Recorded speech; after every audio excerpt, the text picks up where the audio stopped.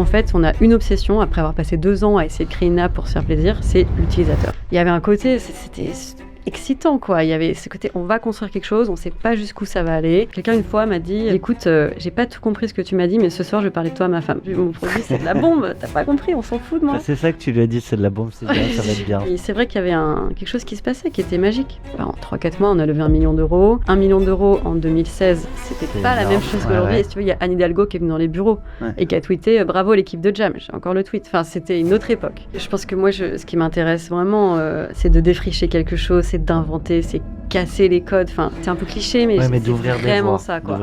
Et c'est le côté un peu impertinent d'aller là où on m'attend pas. À partir du moment où on m'attend et qu'on demande que je fasse bien les choses, je vais le faire mal. Un de nos actionnaires plus proches, qui était devenu un pote, quoi. On faisait des dîners avec sa femme, ma copine. Et puis quelques mois plus tard, je suis en week-end, je fais l'erreur un vendredi soir d'ouvrir mes mails à minuit. Et là, je tombe sur un long mail incendiaire. Mais presque un truc genre « t'es qu'une fraude ». J'ai compris après qu'il était bourré. Et j'ai tellement honte pour lui que j'ai jamais répondu à ce mail. J'ai réfléchi, tu sais, t'imagines ta réponse et machin. À un moment, je me suis dit, vaut mieux. Le CEO m'appelle. Je me souviens voir son nom sur le téléphone et savoir que s'il y a des calls comme ça où tu te dis, ce qui va se passer va tout changer. Je prends l'appel, il me propose à demi-mot d'envoyer la boîte au tapis et de me récupérer pour 1 euro, quoi. C'est vrai que je me suis dit, je suis pas la bonne personne pour emmener Jam à l'étape d'après. Et sans la jouer complètement selfless comme ça, c'était pas que ça. Je suis pas, moi, à ma bonne place et je m'éclate plus. Et là, j'ai dit... J'avais 3 choses à vous dire. La première, c'est que vous êtes un peu plus de 150 000 entrepreneurs à avoir suivi les aventures Cash Out de Laurent Tapie, donc record battu pour le média. On était ravis. Le deuxième truc, c'est qu'on est toujours autant ravis de recevoir vous MP pour nous dire ce que vous avez pensé de tel ou tel épisode, ce qui vous a manqué, ou les recos d'entrepreneurs qu'on n'a pas encore reçus et que vous aimeriez entendre.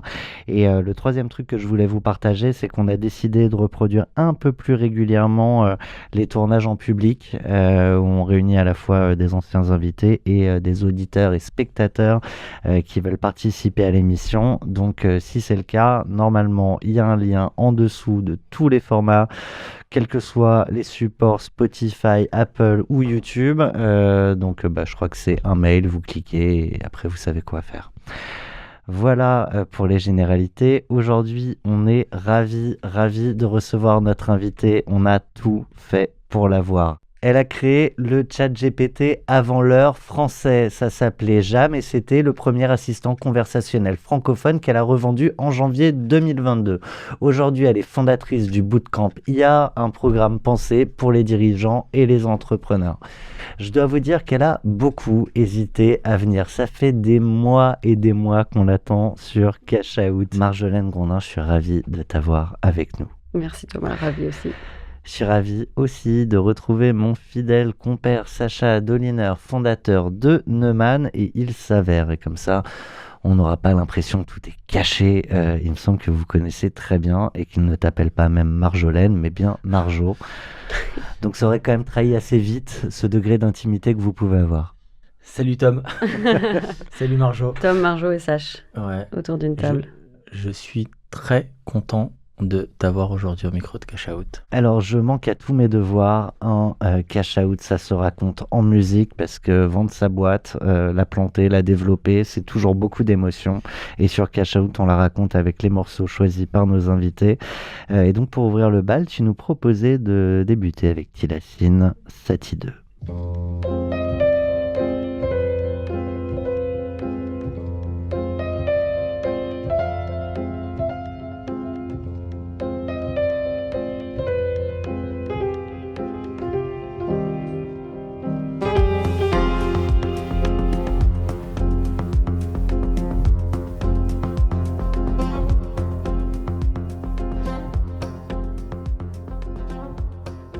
Je pensais la connaître, je découvre, en fait c'est une folie. Incroyable ce son, il me transporte. Tu connaissais l'original peut-être? Oui, évidemment.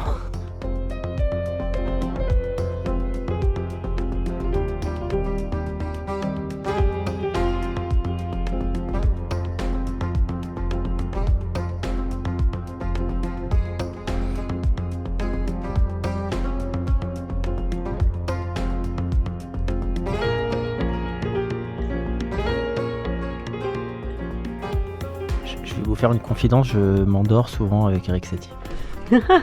C'est une bonne chose. Qu'il était mort. Oui, il est mort, ouais. Il est mort, ouais. Ça n'empêche pas. Je ne juge avec pas. Avec sa musique. C'est fabuleux. Électro et instrumental comme ça, c'est... J'adore. Vraiment, je trouve ça magnifique. Et en plus, Tilassine est venu sur mon bootcamp et c'est devenu un pote. Et je connaissais ses sons, j'étais fan de lui. Et du coup, quand on est devenu pote, je suis un peu fan. Attends, il est venu sur ton bootcamp. Donc aujourd'hui, je disais, t'as le bootcamp IA. Ouais, il était participant, en tant que user. Ouais. Avec sa femme, qui est aussi une de ses associés, avec son équipe et tout. Donc c'était... tu pourras lui dire que j'adore ce qu'il fait. Ah bah, avec plaisir. Moi aussi. Très très grande fan. Et William, il s'appelle William, est très sympa en plus. Pourquoi t'as choisi ce son ? Parce que déjà c'est du live. C'est un morceau qui a été enregistré et qui est sorti en live. Donc je sais pas, il y a quelque chose qui me plaît là-dedans, la performance et la spontanéité. Et pour celles et ceux qui prendront le temps de l'écouter en entier, je trouve qu'il se déroule petit à petit et on ne sait pas où ça va nous mener. Et le côté effectivement plus classique qu'on imagine de Satie, le piano, et petit à petit, il y a des ornements musicaux qui vont arriver, il y a des percus, il y a de la batterie, il y a de la basse, ça part dans tous les sens. Enfin, il y a quelque chose qui... j'aime bien cette idée de commencer doucement et c'est un voyage, quoi. C'est très entrepreneurial comme parallèle. Sûrement. Je disais que tu avais beaucoup hésité pour le coup. Je charriais sur qui annulait quoi, mais la réalité, c'est que tu t'es posé beaucoup de questions pour venir partager. Et je veux bien que tu partages ça parce que t'es pas la seule d'ailleurs qui a hésité. Et certains ont hésité et ne sont toujours pas venus. Donc peut-être Ils hésitent toujours, ouais. Peut-être qu'on arrivera à les convaincre parce que je sais qu'ils écoutent. Donc ça. Mais non, je veux bien que tu le partages. Ouais. Je pense que déjà avant de dire oui une première fois, j'avais hésité, j'en discutais avec Sacha, on pourra en parler, mais Sacha m'a beaucoup accompagnée dans le process de revente et l'histoire de Jam, c'est une histoire qui est intense, qui est complexe comme j'imagine toutes les histoires, mais en tout cas il y avait un peu cette question de peut-être un syndrome de l'imposteur aussi, de qu'est-ce que j'ai à raconter, est-ce que ça va servir à d'autres. Aujourd'hui, si je suis là, c'est que pour plein de raisons, je pense que oui, et que ça vaut le coup d'être raconté. Mais oui, je me posais cette question, et puis finalement, j'ai accepté. Une première fois, il y a 6-8 mois, il y a eu une confusion de dates. Et, ne revenons pas voilà, et donc et finalement, je me suis dit non, enfin voilà, ça c'est un peu des deux côtés. Tu me disais aussi, c'est le moment de faire un post-mortem, c'est mettre l'aventure derrière. Cette idée aussi, je pense, sans trahir ce qu'on va se dire ensuite, mais que c'est pas la vente de ta vie, parce qu'elle a dû se conclure par une liquidation pour vendre des actifs. Qu'entre les deux, il s'en est passé des choses et on va pouvoir tout raconter, et ça, c'est vraiment précieux. Et donc tu me disais même, je sais pas s'il faut aller dans Cash Out, dans Planter, mais c'est bien une vente de boîte, pas celle dont on rêve tous, mais celle qui était nécessaire finalement et celle qui m'a fait du bien et qui a permis là où je suis aujourd'hui, tu vois. Et je pense que c'est sûr que c'est plus facile de raconter l'histoire une fois qu'on comprend les conséquences des choses et des choses moins faciles. Et donc, quand j'étais encore en reconstruction, en ouverture de nouvelles portes de chapitres, etc., peut-être que je savais pas trop quel sens faire de tout ça, parce que c'est une histoire avec ses hauts et ses bas, et ses bosses, et ses rafistolages, et je pense qu'aujourd'hui, je sais pas, on est 3-4 ans plus tard, 4 ans je pense, les dates sont floues, mais ça y est, je vois pourquoi les choses se sont passées comme ça, je vois pourquoi c'est moi, pourquoi c'est important, et donc je suis prête à faire ce fameux post-mortem et de raconter l'histoire, quoi.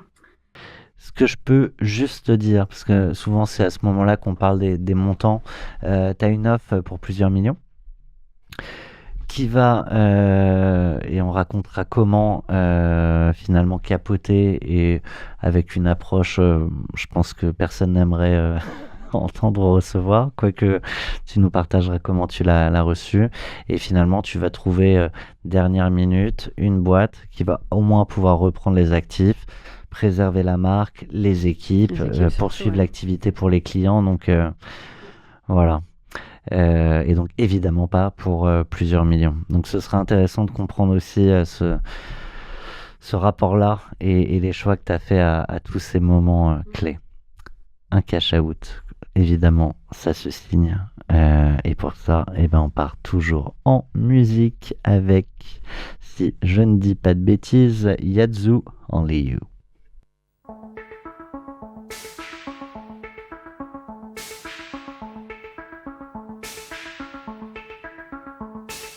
Looking from a window above, it's like a story of love. Can you hear me? Came back only yesterday. I'm moving farther away. Want you near me? All I needed was the love you gave. All I needed for another day. And all I ever knew. C'est une reprise, ça aussi, non? Je suis pas sûre. Années 80, originale, Ok. je sais pas. Moi, en tout cas, je connais celle-ci. Je regarderai. When it's only a game, and I need you. Listen to the words that you say. It's getting harder to stay. When I see you, all I needed was the love you gave. All I needed for another day, and all I ever knew. Only you.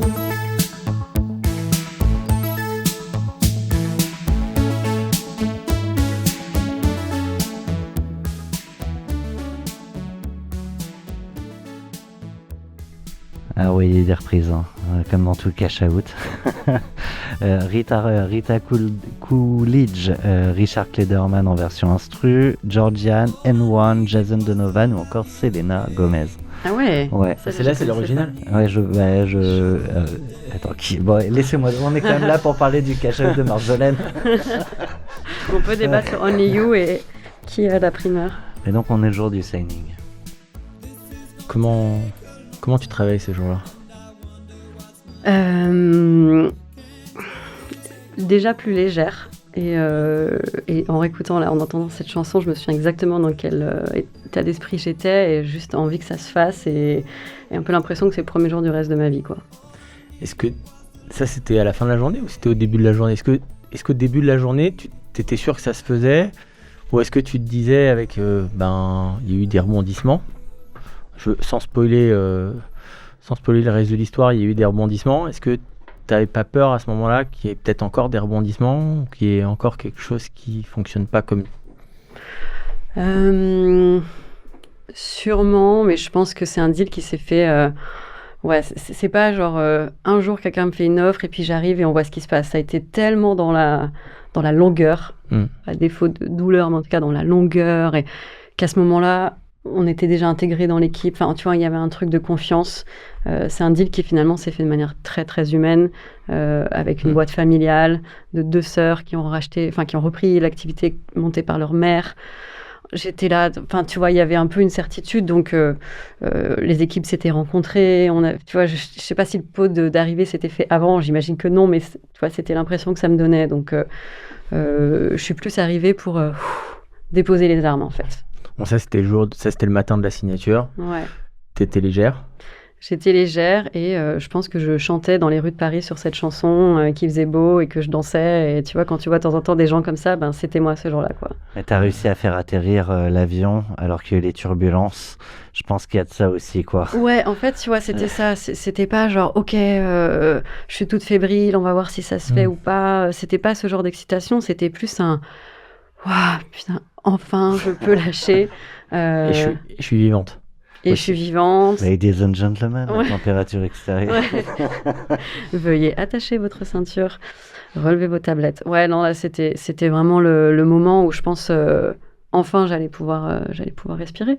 Et c'était pas non plus, tu l'as dit Thomas en intro, et on va pouvoir en parler en détail, mais tu vois, c'était pas le grand deal. J'espère absolument que...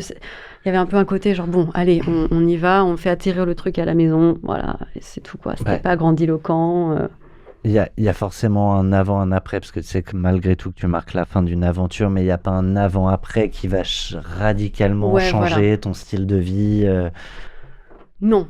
Non. Et en plus, j'avais déjà commencé à amorcer un changement, tu vois, de mode de vie. Je vivais à la campagne à ce moment-là avec des copains dans un vieux moulin. Je faisais le deal à distance. Enfin, il y avait un côté genre, moi, c'est bon, là, la start-up et tout, j'ai donné. J'ai traversé les montagnes russes. Là, je suis en train ce matin, j'ai coupé du bois. Demain, je suis à Paris, mais littéralement, pour signer le deal. Et c'est la continuité, quoi. Donc c'était un énorme soulagement. Enfin, sans spoiler la suite, mais ça faisait un moment que tu portais ça, en fait, que c'était lourd. Ouais, c'était, je pense, entre le premier pitch qu'on a fait ensemble, je crois que on les a fait pendant le Covid, le premier confinement, et ce moment-là de la signature, il y a eu presque 2 ans. C'est long. C'est long, c'est très long, ça se raconte en 2 secondes, mais ces 2 ans, c'est long. On va malgré tout prendre un peu le temps. Ouais. Question bête, peut-être. Je disais, il a fallu liquider pour vendre les actifs. De fait, ça marche comment, une signature de deal quand la boîte est liquidée? T'as pas le liquidateur autour de la table. Enfin, Non, c'est écoute, quoi le process? Ouais, c'est pour ça aussi que tu vois que ça s'est fait en plusieurs étapes et que finalement la signature c'était presque une formalité, que les choses allaient se faire, les équipes connaissaient leur poste. Enfin, tu vois, tout était déjà bien installé. Mais je crois que ça s'est passé peut-être 2 mois avant, on liquidait et justement accompagner déjà des acheteuses, des acquéreuses. On s'était mis d'accord, tout avait été bordé. Alors de fait, ce jour-là, du signing, tu signes quoi?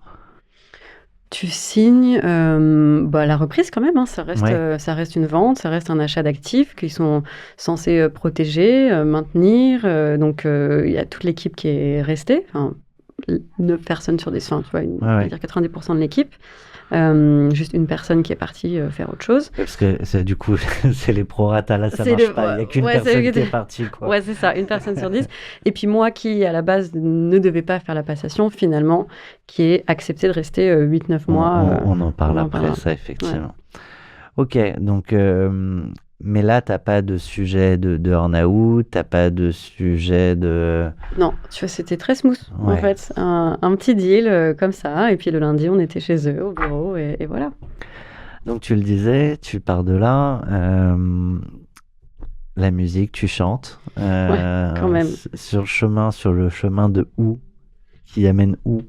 Eh ben, sur le chemin de chez moi dans le 11e, sur le canal, à Levallois, les nouveaux bureaux pour la signature, quoi. Non, je pars du retour.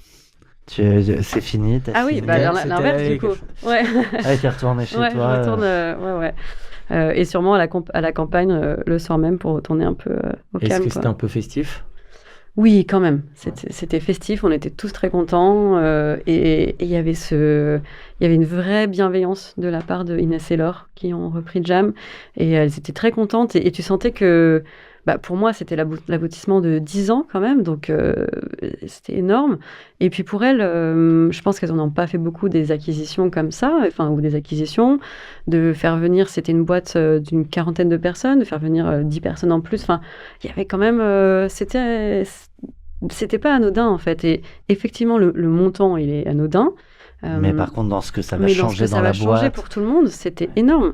Et ça, Et même en termes de charge, forcément... Ça n'a rien à voir. Ouais. Et ben on va raconter tout ça, simplement, si tu te rappelles de comment cette journée, cette soirée s'est finie, et puis dans quel état d'esprit. Écoute, on a fêté ça avec l'équipe. On a fêté ça dans le coin, après la signature. Et après, je pense que j'ai surtout fêté ça avec mes potes qui ont suivi, qui ont été un grand soutien émotionnel. Donc il y avait tout le monde m'a un peu accueilli comme Marjo le jour d'après, quoi. Vraiment on m'a poussé. Enfin, j'avais vraiment eu le sentiment d'être portée par mes amis, par mes proches. Jusqu'à pouvoir aller au jour d'après. Voilà, ça a été donc On dit des fois que c'est pas facile pour les amis de comprendre ce qui se passe dans la vie, dans la tête de leurs potes entrepreneurs. Ça les a pas empêchés d'être là? Non. Et puis après, j'ai des potes entrepreneurs aussi, pas tous, et pas que, mais j'ai quand même des potes entrepreneurs qui m'ont suivi et accompagné dans tout le process et qui ont aussi qui ont été des garde-fous à des moments où je pense que je prenais des décisions qui n'étaient pas forcément les meilleures.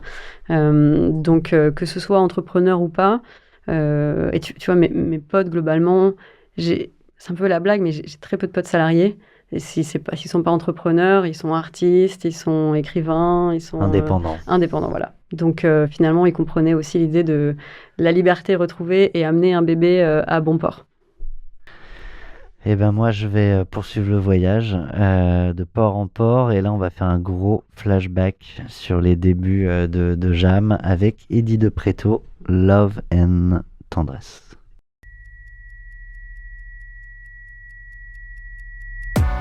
C'était le début des années 20, le début de la fin sûrement. Toi tu courais toujours en vain, ouais tu aimais gagner ton temps.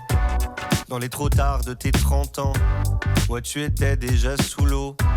Et tout l'apnée de ton dedans semblait te lancer des signaux. Tu changeais d'appartement, pour une 10e fois peut-être. Tu te lavais dans les fêtes, entre bureau et tristesse. C'était peut-être ça la vie, t'en étais persuadé aussi. Jusqu'à ce qu'enfin tu découvres qu'il existait l'amour. Un peu de love et de tendresse, finalement c'est ce qu'il nous reste. Que de l'amour, que de beaux gestes, pour essuyer le temps qui blesse. Un peu de love et de tendresse, finalement c'est ce qu'il nous faut. Que de beaux jours, que de beaux gestes, pour attraper le temps qui presse. Un peu de love et de tendresse, un peu de love et de tendresse, un peu de love, un peu de love, un peu de love et de tendresse, un peu de love et de tendresse. Alors en quoi cette chanson raconte les débuts de Jam? Ouais, alors au-delà du fait que je crois que c'est ma chanson la plus écoutée de l'année dernière, enfin plutôt de 2024 je crois, donc j'adore ce son. Je crois que j'ai pensé à celui-ci parce que quand je pense au début de Jam, j'ai vraiment beaucoup de love et de tendresse pour l'aventure en fait, pour ce qu'on a fait. J'ai démarré... C'est les proches, les gens à qui tu pitches, les invests, l'équipe, tout en fait. Tu vois, on avait 21 ans quand on a démarré, donc on était encore sur les bancs de l'école. Je me suis associée avec un ingé qui a ramené son meilleur pote, qui était Loïc, qui est devenu mon associé en fait finalement, et Hugo le premier est parti au bout d'un an. J'avais Monel, une de mes potes de Sciences Po, qui a commencé avec nous un peu pro bono, puis finalement 8 ans plus tard qui se retrouve DG de Jam, enfin vraiment ma coéquipière principale. C'était vraiment une aventure de gamins qui ont envie de changer le monde, quoi, vraiment. Et c'est ça qui a compté, c'était cette énergie naïve mais dingue. Et donc vous êtes sur les bancs de l'école, vous voulez changer le monde, et à un moment vous dites Jam. Ouais, alors ça a mis quelques années avant de se dire Jam.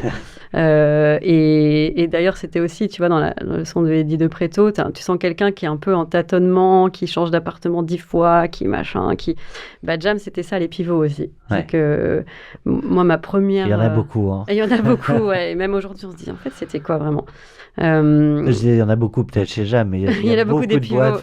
Oui, mais aussi chez Jam. Je connais peu de boîtes qui n'ont pas évolué. Clairement. Je me souviens la première fois que j'ai annoncé à nos premiers business angels qu'on pivotait, je croyais qu'ils allaient me gronder, tu vois. Moi, j'avais peut-être 22 ans, du coup, un an après, en fait, on va pas...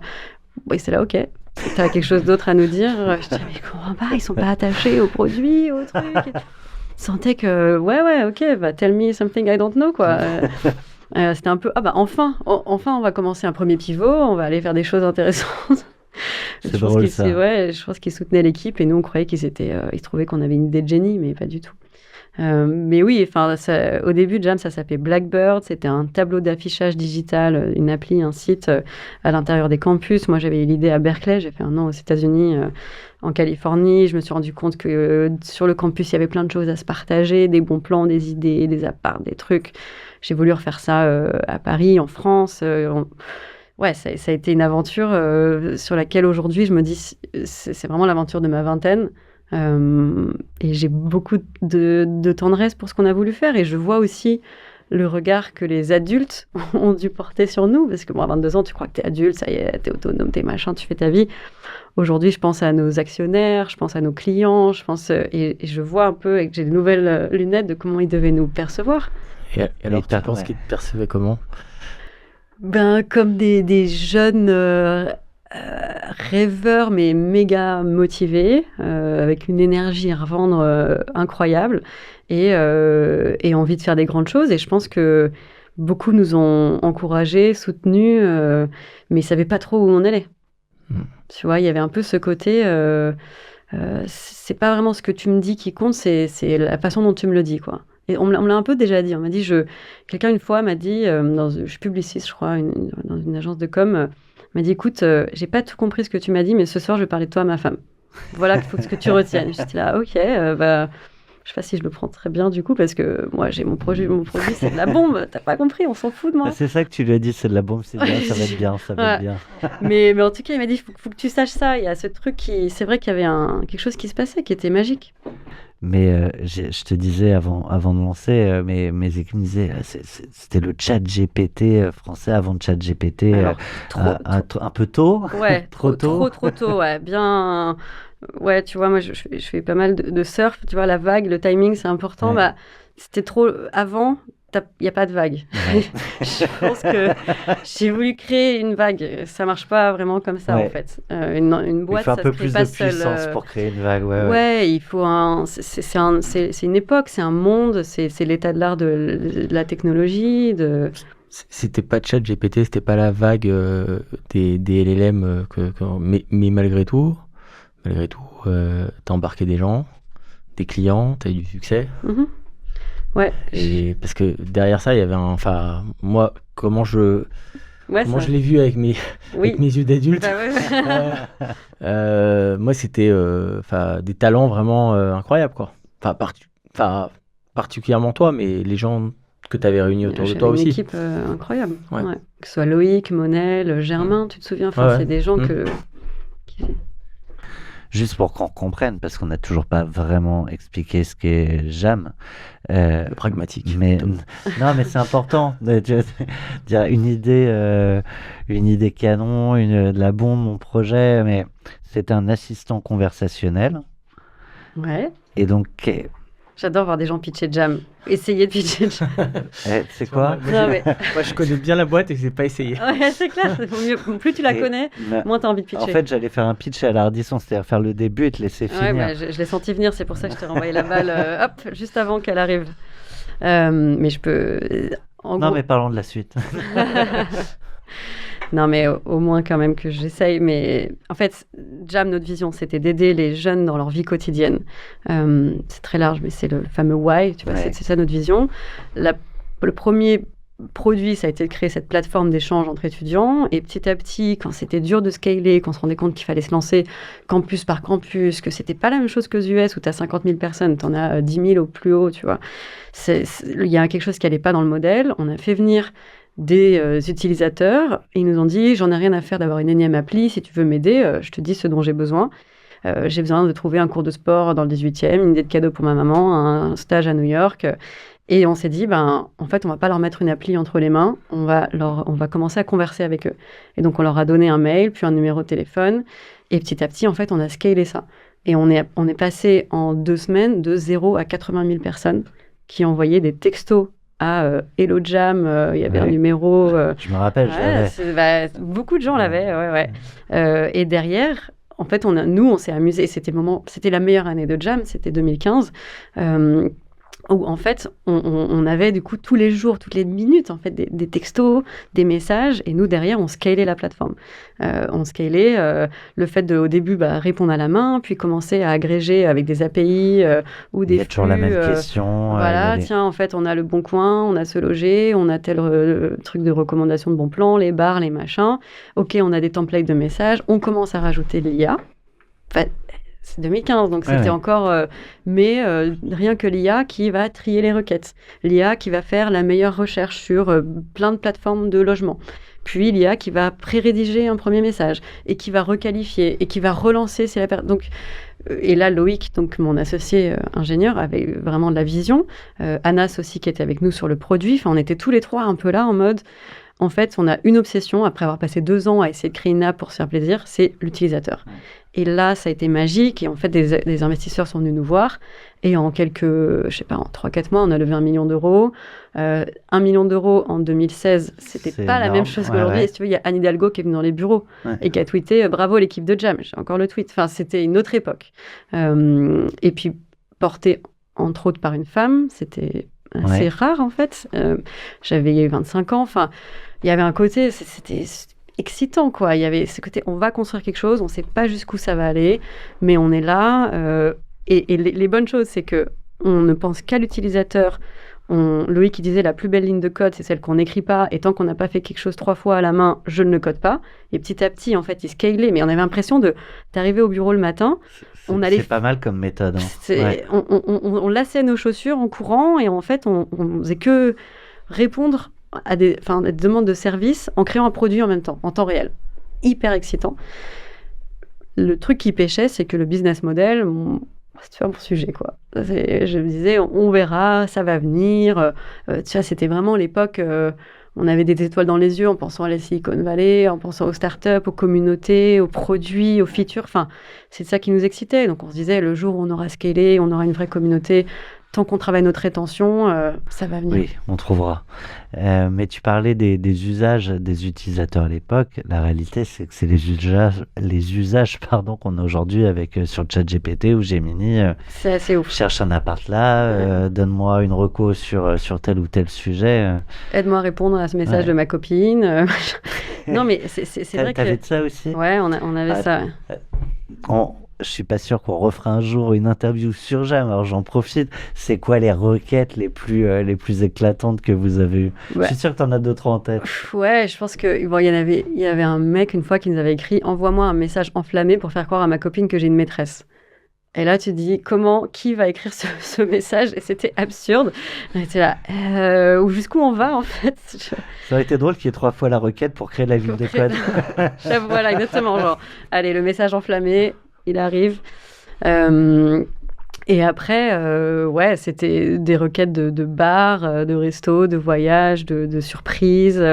Des gens qui aussi avaient envie de discuter, tu vois. Et je pense que quelque chose qu'on a vécu, et je pense qui est rare, c'est que, imagine ChatGPT, si sa première année d'existence, il y avait eu aussi de l'humain derrière, parce que pendant 1 an, c'était humain et machine. Ouais. Et tu savais pas trop qui faisait quoi, et puis même, aucun message n'était fait soit à 100% par la machine, soit pour 100% par l'humain, c'était vraiment les deux qui bossaient ensemble.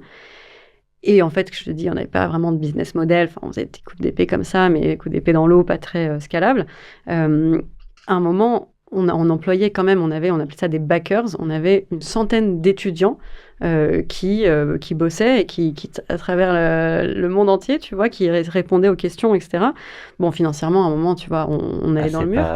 Et donc, un 23 janvier, je crois, 2017, on a, à 4h du matin, je me souviens, on était au bureau dans le sentier avec Loïc, on a coupé Jam tel qu'il existait et on l'a remplacé par un bot. Et il n'y avait plus d'humain. Mais je peux te dire que le lendemain matin, à la fois c'était beau parce que si c'était passé inaperçu, ça aurait été extrêmement triste. Et en même temps, je peux te dire qu'on avait des milliers de personnes qui étaient en deuil et qui nous disaient mais Jam, et là, je n'ai pas compris ta requête. Clique sur un des boutons suivants. C'était, tu vois, les chatbots de l'époque. Et on s'est dit, on tente le coup. Enfin, de toute façon, sinon, ça tient pas. Et on va voir ce que ça donne. Et petit à petit, ça a évolué pour devenir plus un média qui prend la parole lui-même, plus que de répondre à des questions, parce que c'était absurde. Mais en tout cas, dans cette fameuse nuit, les gens se sont réveillés et ils avaient en fait une IA humaine, mais pas que humaniste et qui se comporte comme un humain, vraiment un humain derrière, qui est là pour toi, qui te soutient, qui t'encourage. Ah, t'as trouvé ton stage, mais bravo, ça va être génial, je suis avec toi. Puis moi, j'ai un peu ce truc que j'aime prendre soin des gens et faire la petite touche. Et donc, on avait planifié que On savait quand, par exemple, l'étudiant ait commencé son stage, 3 jours après, on envoyait un message où le matin, bon courage pour aujourd'hui, machin. C'est un niveau de care et de cœur, tu vois, que... Alors après, l'humain derrière la machine, moi, ça me fait penser aujourd'hui là aux robots qui sont connectés avec des mecs derrière. Ou en fait, t'as quelqu'un chez lui qui va ouvrir la vaisselle et machin. Tu sais, qui voit chez toi. Non, mais c'est... Oui, bon là, c'était pas le cas du coup. Oui, mais ça existe en fait, encore. on retrouve, c'est un très bon point parce qu'on retrouve aujourd'hui, on s'en est émancipé dans juste le langage et l'interface comme ça sur ton ordi, sur ton téléphone. En revanche, sur le robot, le hardware en fait, et qui fait des actions dans la vraie vie, on est un peu à l'époque de Jam. Et peut-être que dans 10 ans, quelqu'un viendra raconter genre, oh là là, on faisait humanoïde je sais pas quoi, qui faisait avec des humains avec un casque de VR, bon. Et alors, je propose là qu'on avance vers toute cette phase de négo qui va amener à la proposition de rachat à plusieurs millions. À ce moment-là, on est en quelle année ? Je crois que le premier pitch qu'on a fait, c'était le premier confinement. Donc, c'était en mars 2020. Ouais. Et là, Sacha, tu étais avec moi, tu nous accompagnais là-dessus, ouais. Eh ben, je vais vous poser les questions à tous les deux. Après une musique. Après la musique que tu as choisie pour nous parler de cette phase de négo, montagne russe, repreneur, potentiel, pas repreneur. Et pour ça, c'est The Polish Ambassador, Gathering of the Tribes, feat. Saki. Ça doit être ça. Oui, c'est ça. Eh ben, on envoie. Parce que j'ai des questions que je n'ai jamais posées, donc je vais en profiter. Vas-y, je suis là. J'en ai gardé.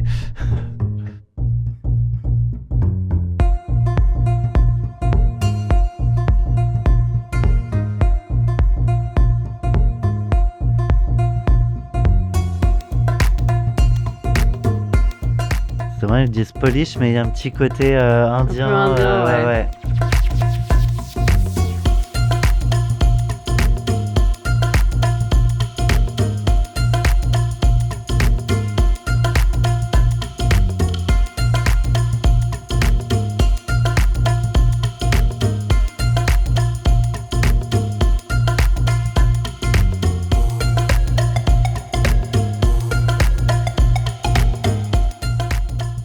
On peut presque parler sur ce son-là. Ouais. Donc là, c'est quoi ? C'est la danse du ventre devant les c'est ça. devant les repreneurs. Là, il y a une voix qui arrive.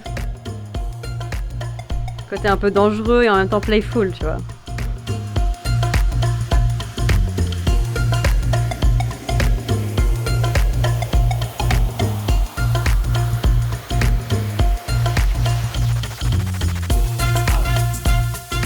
C'est le bon moment là.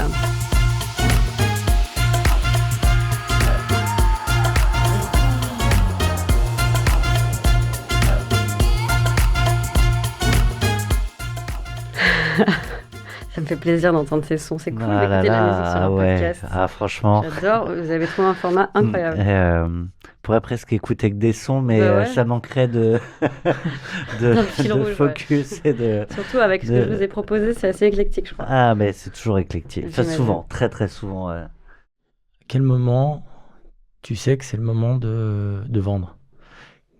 À quel moment on sait que c'est le moment de vendre sa boîte ?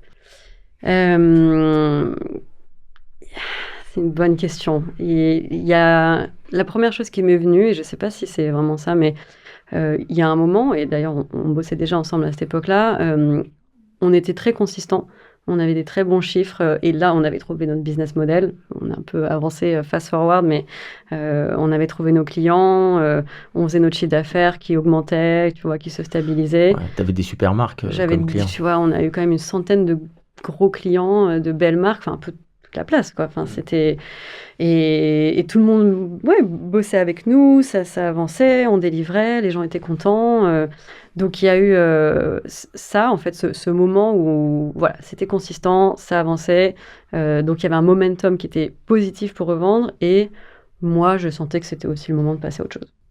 Parce que fatigue, parce que tu vois plus la suite de l'aventure, enfin toi dans... Ouais, je pense qu'à un moment, je pense que moi, ce qui m'intéresse vraiment, c'est le 0 à 1, le fameux 0 à 1, c'est de défricher quelque chose, c'est d'inventer, c'est casser les codes. Enfin, je dis pas ça, c'est un peu cliché, mais, mais c'est vraiment ça, quoi. D'ouvrir des voies. C'est vraiment ça qui me fait marrer, c'est le côté un peu impertinent, d'aller là où on m'attend pas. À partir du moment où on m'attend et qu'on demande que je fasse bien les choses, je vais le faire mal. Puis il n'y a plus de raison de pivoter, d'inventer un autre du coup, truc. qu'est-ce que je vais faire? Il n'y a plus d'amour et de tendresse, là. On déroule. Non, mais c'est vrai que je me suis dit, je ne suis pas la bonne personne pour emmener Jam à l'étape d'après. Et sans la jouer complètement selfless comme ça, c'était pas que ça. Je suis pas, moi, à ma bonne place et je m'éclate plus. Il n'y a plus de plaisir. Il n'y a plus de plaisir. Il y a juste essayer de maintenir.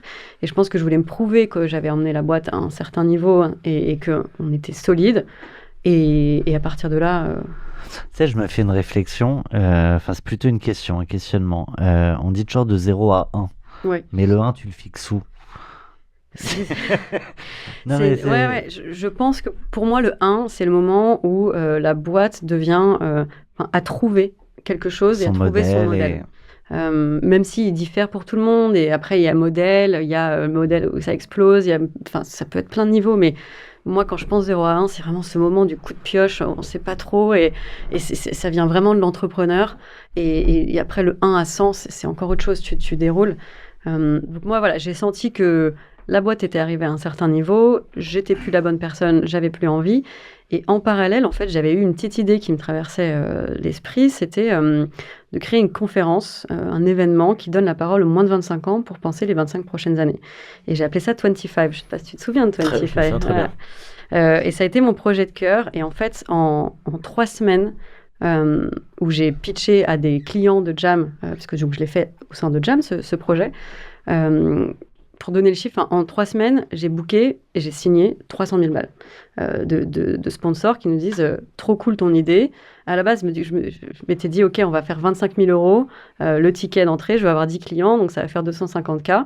Et j'en ai 2 de ceux qui se sont rajoutés en disant, non, s'il te plaît, j'ai entendu parler de ton truc, est-ce que tu peux me rajouter une place et tout. J'ai surbooké. Ça m'a pris 3 semaines. Avec Jam, pour arriver à faire 300 000 € en 3 semaines, déjà, c'est pas arrivé. Et ça m'a pris plusieurs années d'arriver à ce niveau. Et là, j'ai eu un genre de... Oula, attends, est-ce que je suis sur... Enfin, il y a un truc qui est bizarre. Et en plus, j'ai pris un plaisir dingue à faire cette conf, parce qu'elle a eu lieu, 25, ça a eu lieu à la Gaîté Lyrique, juste à côté d'ici. J'ai invité Camille Etienne, Bilal Hassani, Hugo Décrypte, enfin vraiment des jeunes, Fatima Das, enfin c'est des jeunes qui m'ont vachement inspirée pour penser les 25 prochaines années. Je me suis retrouvée un peu improvisée, journaliste, animatrice télé, conférence. Enfin, et là, je me suis éclatée. Je me suis éclatée, les clients étaient contents. Ça a pris 3 semaines à booker. J'avais plein de beaux clients. C'est un beau coup de pioche. Ouais, là, le 0 à 1, tu vois, il s'est fait... Et en fait, là, je me suis fait une promesse. Je me suis dit, tu retournes pas comme avant. Tu retournes pas à essayer. Et lâche ton ego. Et c'est le bon moment en plus. Donc, allez, go. On y va. Sauf que, on s'est fait un japonais, toi et moi, Sacha, à ce moment-là, en février, je crois, 2020, en se disant, là, c'est le bon moment, les chiffres sont bons, on y va, on commence à faire le deck. Et 2 semaines plus tard, confinement. Donc, voilà, ça a été une sacrée, tu vois, dès le début. Ouais, ça nous a pas aidé, c'est sûr. Ça nous a pas aidé. Ouais. C'était original quand même de pitcher à des grandes boîtes, un peu en mode fin du monde, on sait pas. Ouais. À ce moment-là, parce que tu dis on allait un peu vite, et c'est vrai qu'on allait un peu vite, tu disais on a trouvé notre modèle, on avait les plus grandes marques. En 2 mots, juste sur quel modèle, justement? Un modèle qui ressemble à un modèle d'agence, tu vois, c'était pas quelque chose, un modèle start-up, SaaS, etc. On a essayé, mais c'était pas le bon modèle. On proposait à des marques soit de sonder notre communauté, donc c'était Jam qui prenait la parole en leur nom. On a atteint quand même 1 million d'inscrits d'utilisateurs, donc on avait une base critique, et surtout sur du 15-25 ans notamment, donc bien ciblé, bien qualifié. Donc du sondage, en fait, de la discussion pour comprendre les jeunes, du brain content, on était un média, tout simplement. Et on avait quand même un studio, le studio Jam, où on créait des chatbots en marque blanche pour des boîtes. Et on a quand même eu Airbnb, Spotify, on a eu Fitbit pour qui on a fait le premier, tu vois, on leur a fait une OP dans Messenger avec un challenge, on a eu Meta en client, on a créé un bot pour Meta, donc Facebook à l'époque, trans-européen qui allait sonder les jeunes sur le CEO du futur. Donc tu vois, on a quand même fait des trucs, mais alors c'était à bout de bras. Ouais. tu vois, chaque client, et on avait vraiment, tu vois, des super marques et tout, mais il fallait les chercher, À ce moment-là, en termes de chiffres, ça représente quel chiffre d'affaires, Jam? On faisait au bon moment, c'est pas des montants énormes, Ouais. mais en termes d'agence, on était une petite équipe, on faisait 100K par mois. Ok. 1,2 million. Et donc, si tu veux, quand je fais 300 000 en 3 En semaines, 3 là, semaines, j'ai dit... et seul ouais, sur un mail. Ouais. Et c'était dur à scaler comme business model, Bah, j'imagine. C'était dur à scaler, et chaque client, on était content, quoi. On avait un gong dans le bureau, c'est le gong, après... Fallait le signer, fallait le délivrer après.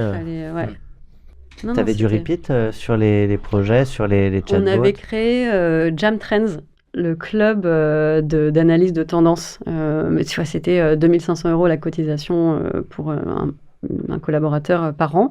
Et tous les 3 mois, on faisait une soirée. Et surtout, on avait une plateforme où tous les jours, on publiait des stats, etc. Donc, oui, mais c'était pas le gros de notre panier. Et après, oui, c'était du repeat, mais informel. Ouais. C'est pas... Pas garanti. Ouais, donc c'était dur, c'était dur. Donc là, bon, pas de bol, c'est Covid. C'est Covid, ça t'empêche pas d'échanger avec des repreneurs potentiels? Ouais, et de se dire, de toute façon, c'est le moment. On avait fait pas la due deal, mais on vous avait fait ensemble la data room, etc. Ouais. Il y avait pas, je pense qu'il y avait pas mal de gens intéressés, des belles boîtes. Non, clairement. Il y avait des gens très intéressés. Je me souviens. Ouais. Et moi, j'étais dans ma cuisine et je faisais mes pitchs. C'était très bizarre.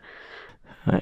Mais il y avait des très belles boîtes intéressées. Et puis, et petit à petit, des contours de deals qui se sont faits. Hein. Je me souviens, nous, on était là, quoi, sur le pont. Eh ben justement, on va raconter. À un moment, il va quand même y avoir une offre. Ouais.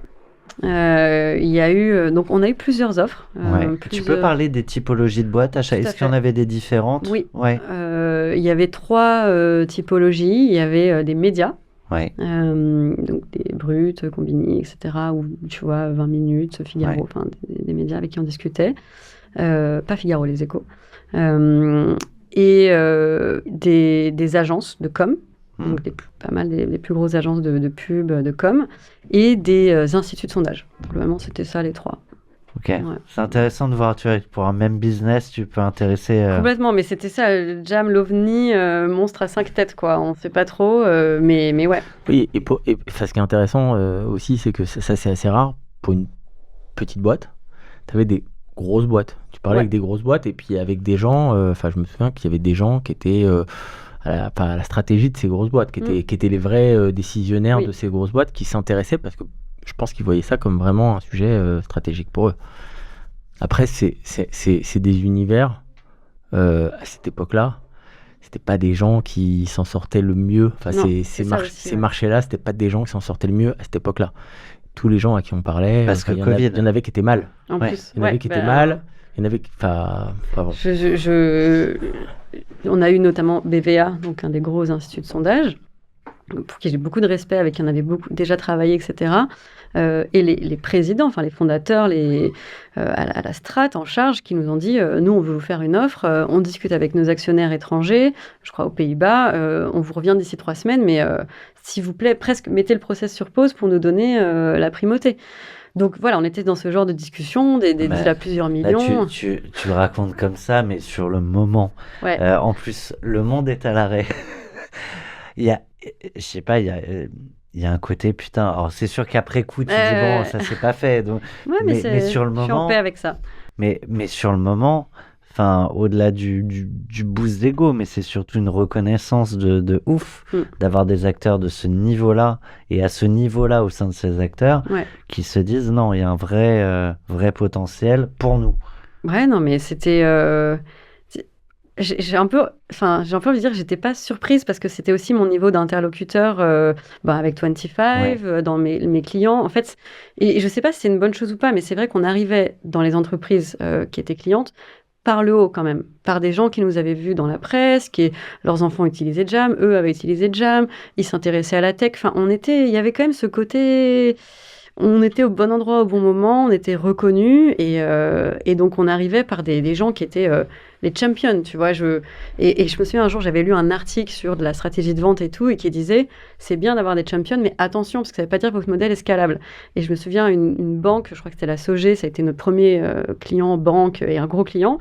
Et la cliente, ma cliente arrive dans notre bureau et je vois que sur son téléphone il y a un sticker Jam.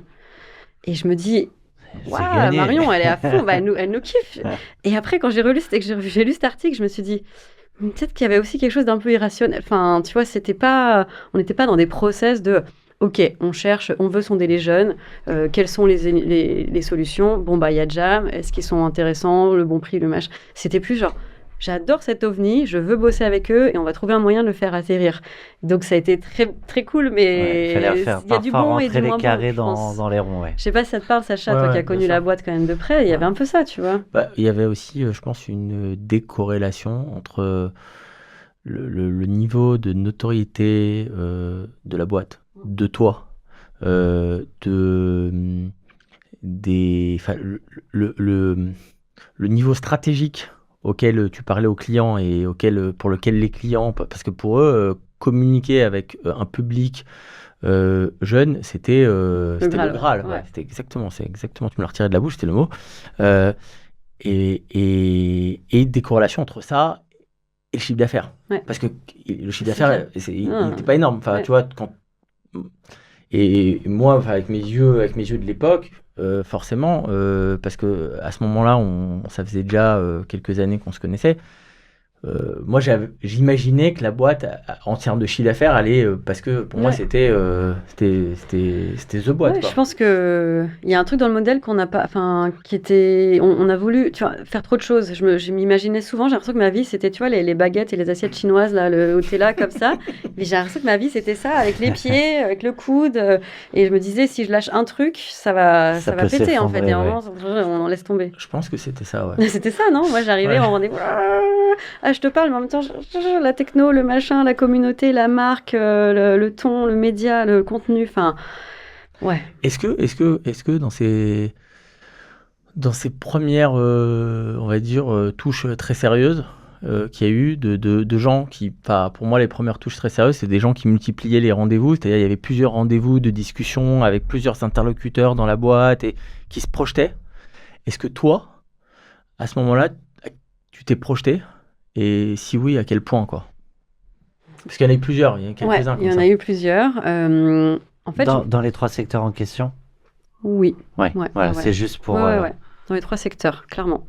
Et avec des gens avec qui, petit à petit, je développais une relation aussi. Et je me projetais, mais j'avais un peu 2 mois. J'avais la Marjo à la tête de Jam avec j'ai mes actionnaires, j'ai mon équipe, j'ai mon ego qui faisait que je me projetais, j'y allais, etc. Et puis il y avait l'autre, la personne derrière dénudée de tout ça, qui en soi c'était pas ma vie.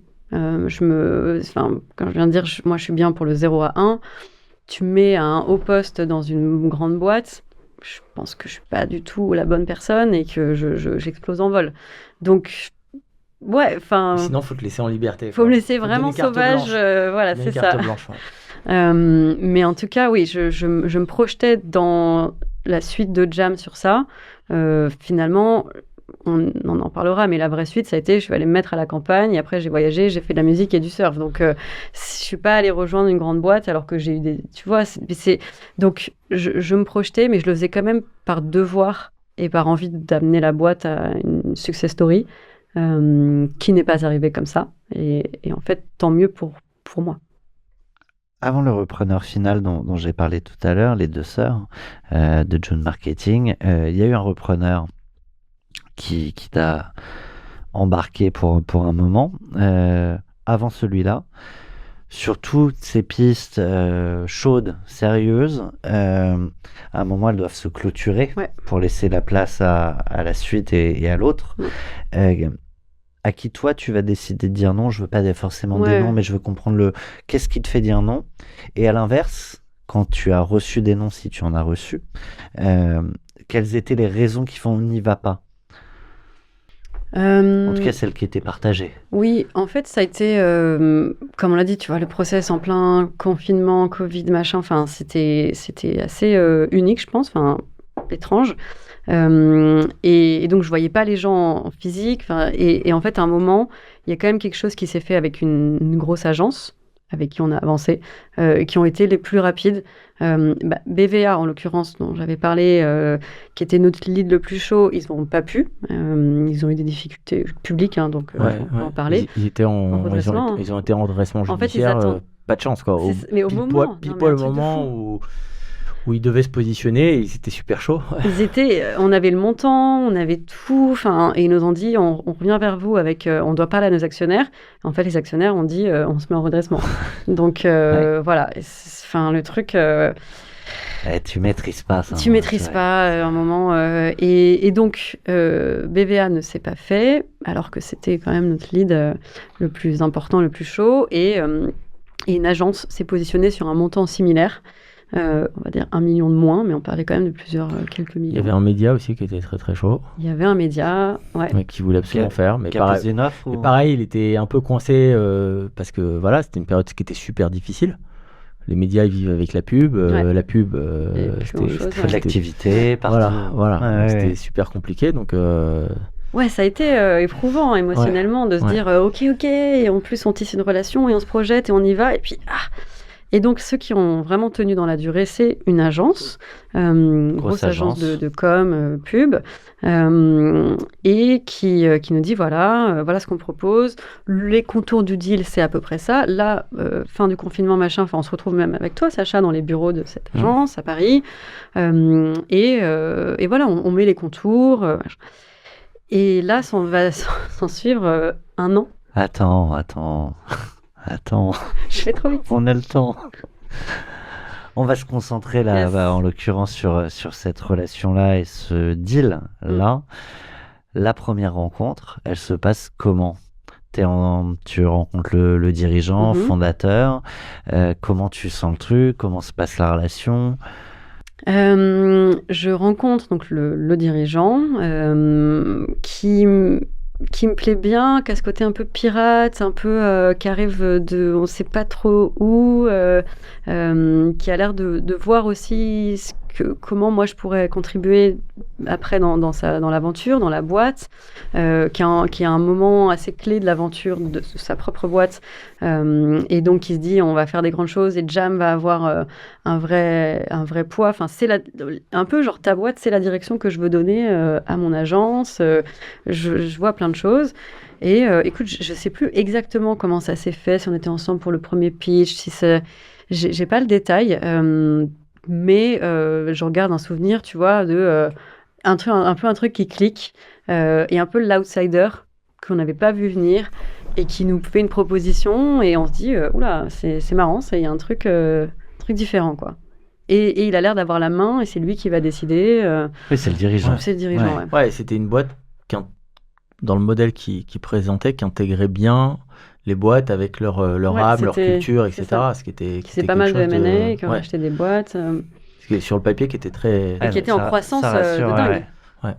Qui passait de 250 à 500, qui projetait 1000 personnes. Après acquisition, ce qui était assez intéressant et assez rassurant aussi, c'était qu'à l'époque, je ne sais pas si tu te souviens, tu avais des personnes qui avaient eux-mêmes vendu leur boîte, qui étaient dans le groupe, qui avaient des positions dans le groupe et qui avaient l'air... Et avec qui tu pouvais échanger. Mais qui sont presque devenus des potes, en fait, avec qui je suis en contact aujourd'hui, on se suit, on s'encourage et tout ça, et qui...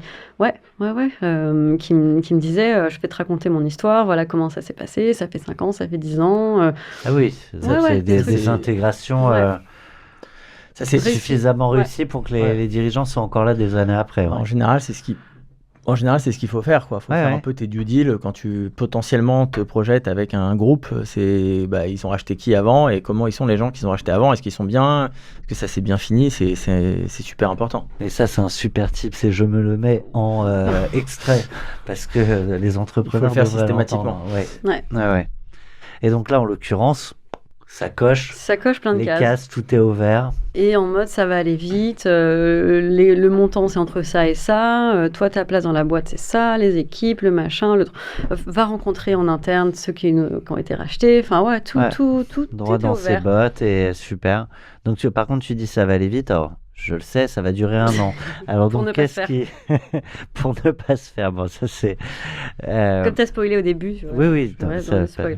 t'inquiète pas, j'annule le premier rendez-vous. De fait, 1 an c'est long. Ouais. Et dans ces 1 an, et que de toute façon dans toute négo, il y a toujours des moments de friction, de négo sur tel point. Et plus ça dure, j'ai l'impression, plus à un moment, On se dit, bon... t'as du temps pour trouver n'importe quoi sur lequel discuter. Donc, Ouais. je veux bien que tu nous partages cette période-là et puis les grands moments clés. Bah écoute, le début, un peu tout se passe bien et on avance et on y va quelques fois avec Sacha. Moi, je passe du temps avec le fondateur, on fait des déj.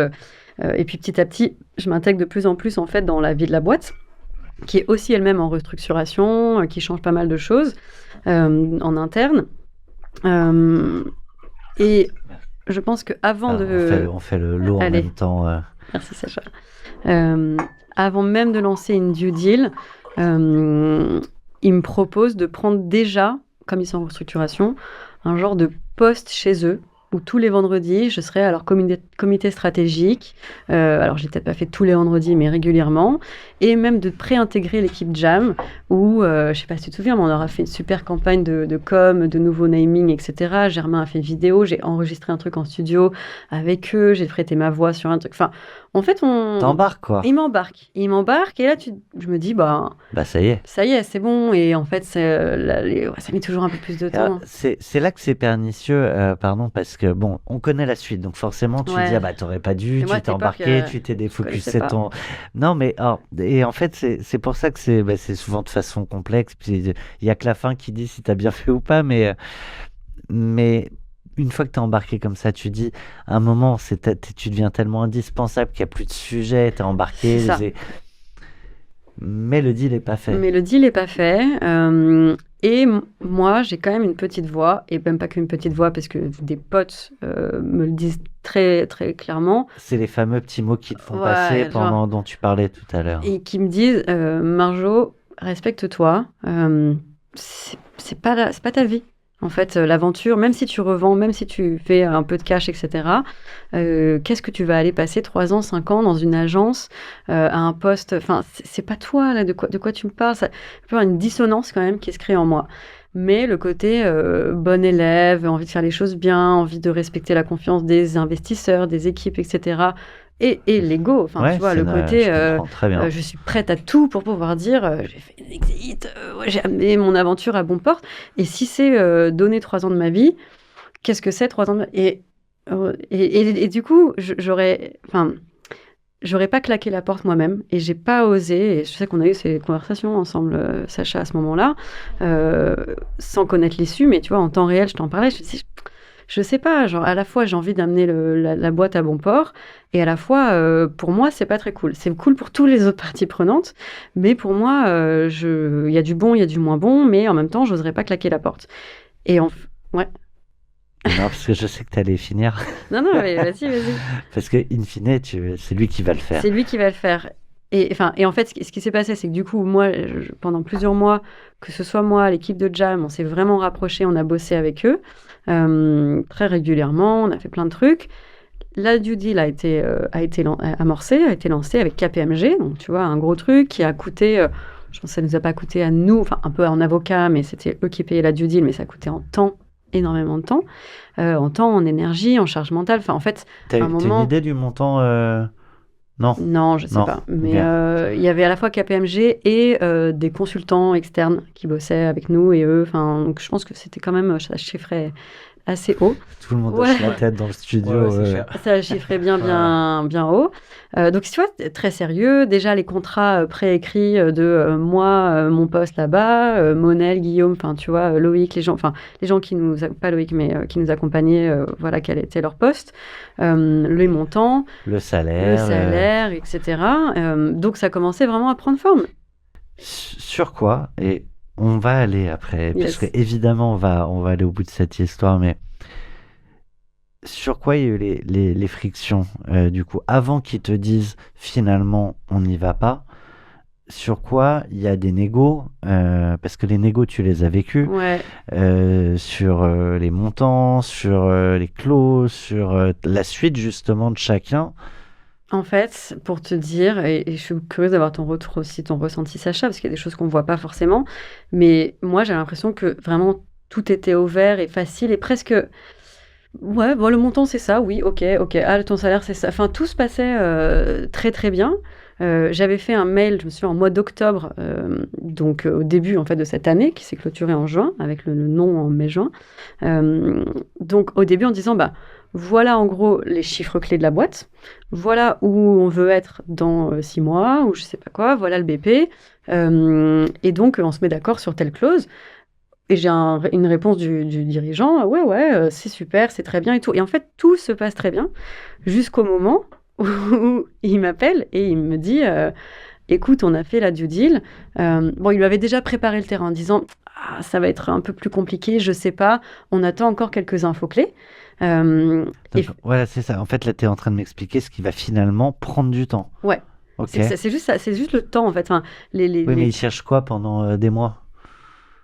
Maintenant, on est après, tu vois. Enfin, t'as dû quand même à un moment processer le truc en te disant. En fait, non, mais en gros, moi, ma compréhension, et je te laisserai compléter ou inférer, mais c'était juste que ça traînait pour d'autres raisons qui étaient complètement extérieures à Jam. La due deal aurait pu être faite en 3 semaines. On avait la data room qui était nickel. C'était pas une grosse boîte. Donc en fait, c'est peut-être ce que tu vas raconter à la fin qui a fait que j'ai compris. Ça. Très bien. Et ben on va poursuivre alors. Je partage complètement ta vision. C'est les facteurs de non-succès de cette fusion, de cette opération, etc. C'est complètement indépendant. Pour moi, c'est complètement lié au groupe en question. Ouais. Ça vient forcément de chez eux. Moi, je sais pas vraiment quoi à la fin, mais on sait. Oui, du coup, voilà. Mais ouais. Mais à l'époque, c'était effectivement, il y avait moi, je me souviens, de mon point de vue, qui a l'habitude de faire des deals, etc. Il y avait un vrai faux rythme, c'est-à-dire qu'en même temps, ça intégrait, ça discutait, ça se passait bien, il y avait des bons échanges. Toi, tu me disais qu'à chaque fois que tu parlais avec le CEO, ça se passait plutôt bien, etc. Il y avait des longs laps de temps pendant lesquels, en fait, on n'avançait pas. Il y avait on n'avançait pas sur le deal, sur l'opération, et c'était un peu. Mais moi, j'étais chez eux à bosser avec eux. Ouais, c'était un peu. Le mariage se faisait pas, mais on faisait tout ce qui. On vivait ensemble. C'était consumé, mais c'était pas. Ouais. Voilà. Et c'était assez étrange, et on sentait. Il y avait quelque chose, et même quand il y a eu le résultat des audits, etc., ça changeait pas l'objectif pour lequel ils faisaient le deal. Ça changeait pas. Enfin, c'était pas parce que les chiffres étaient pas pile poil comme ça, etc. C'était pas le sujet. Ils achetaient pas une grosse boîte super rentable avec plein de chiffres d'affaires. Ils achetaient autre chose. Et ce qu'ils achetaient, c'était intact. Et vas-y. Et c'est ça que j'ai fait. C'est qu'en fait, après, coupe-moi si ta question vient avant, mais. Oui. Sinon, je te laisse t'exprimer. Sinon, ça devient compliqué là. Non, mais pardon, parce que souvent, Sacha, côté banque d'affaires, tu dis à quel point le timing, il est clé. Et là, alors, comme tu connais en plus le deal, je me permets une question à toi, Sacha, mais t'as des trucs des fois pour remettre du rythme dans la négo. Là, il n'y a rien qui marche. Bah, surtout, on marchait un petit peu sur un fil. Parce que ça se passait très bien, effectivement, entre Marjo, entre les équipes, CEO, ses équipes, etc. Ça se passait bien. Donc, on ne voulait pas casser cette dynamique. Donc, tu peux pas faire le bad cop en disant là, à un moment, nous, on arrête. Et, on a essayé quelques fois, mais c'est très, très bizarre, effectivement, comme dynamique. Et puis voilà. Et puis Marjo, elle voulait aussi avancer. Mais je l'ai fait un moment, le bad cop. C'est ça que je voulais te dire, c'est qu'en fait, à un moment, quand ça traînait, moi j'avais besoin d'avancer, ça n'est pas gérable, je savais pas à quoi ressemblait ma vie dans les prochaines années, est-ce que j'allais être sur une plage ou est-ce que j'allais dans une grande boîte et en fait, et du coup à un moment j'ai envoyé un mail au CEO Et je lui ai dit, écoute, voilà le mail d'octobre, avec les chiffres, avec tout ce qui a été les bases, en fait, du deal. Dis-moi si, à l'issue de ta due deal, ce que tu as maintenant comme info, c'est la même chose que c'est ce que je t'avais dit, c'est à l'image. Et juste, tu peux plus faire le deal parce que toi, tu peux plus faire le deal pour des raisons qui t'appartiennent et que ce soit les 2 consultants que je vois là et qui vont dire on arrête les dépenses, les machins. Ou est-ce qu'il y a un différentiel, un delta entre le mois d'octobre et ce que tu as vu? Et je me souviens, le mail, je l'ai dit, et si c'est le cas, j'ai toute confiance dans ma capacité à close the gap, quoi, tu vois, et je te ramenais à la situation. Mais vraiment, à un moment, j'ai dit, je peux plus danser la danse du ventre, là, c'est très clair, soit c'est toi, soit c'est moi, et si c'est moi, je vais changer. Non, mais, et du coup, je lui ai dit ça, et c'est là qu'il m'a appelé. Et il m'a dit ok, c'est très très clair, t'as raison, c'est pas toi, il n'y a pas un delta, j'ai besoin de faire le point avec les consultants externes, et j'ai compris après plus leur rôle dans l'affaire. On fait une dernière réunion et je reviens vers toi. Et en gros, avec le go, no go.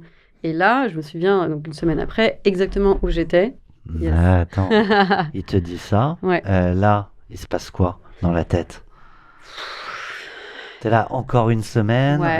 J'avoue là. Tu peux pas juste me répondre oui, non. Ouais, un peu de lassitude. Ouais. Un peu le. J'ai une question avant de révéler la fin de l'histoire. Pendant presque un an de discussions, d'avancées, mais sans avancer sur le truc le plus concret, quoi, sans closer.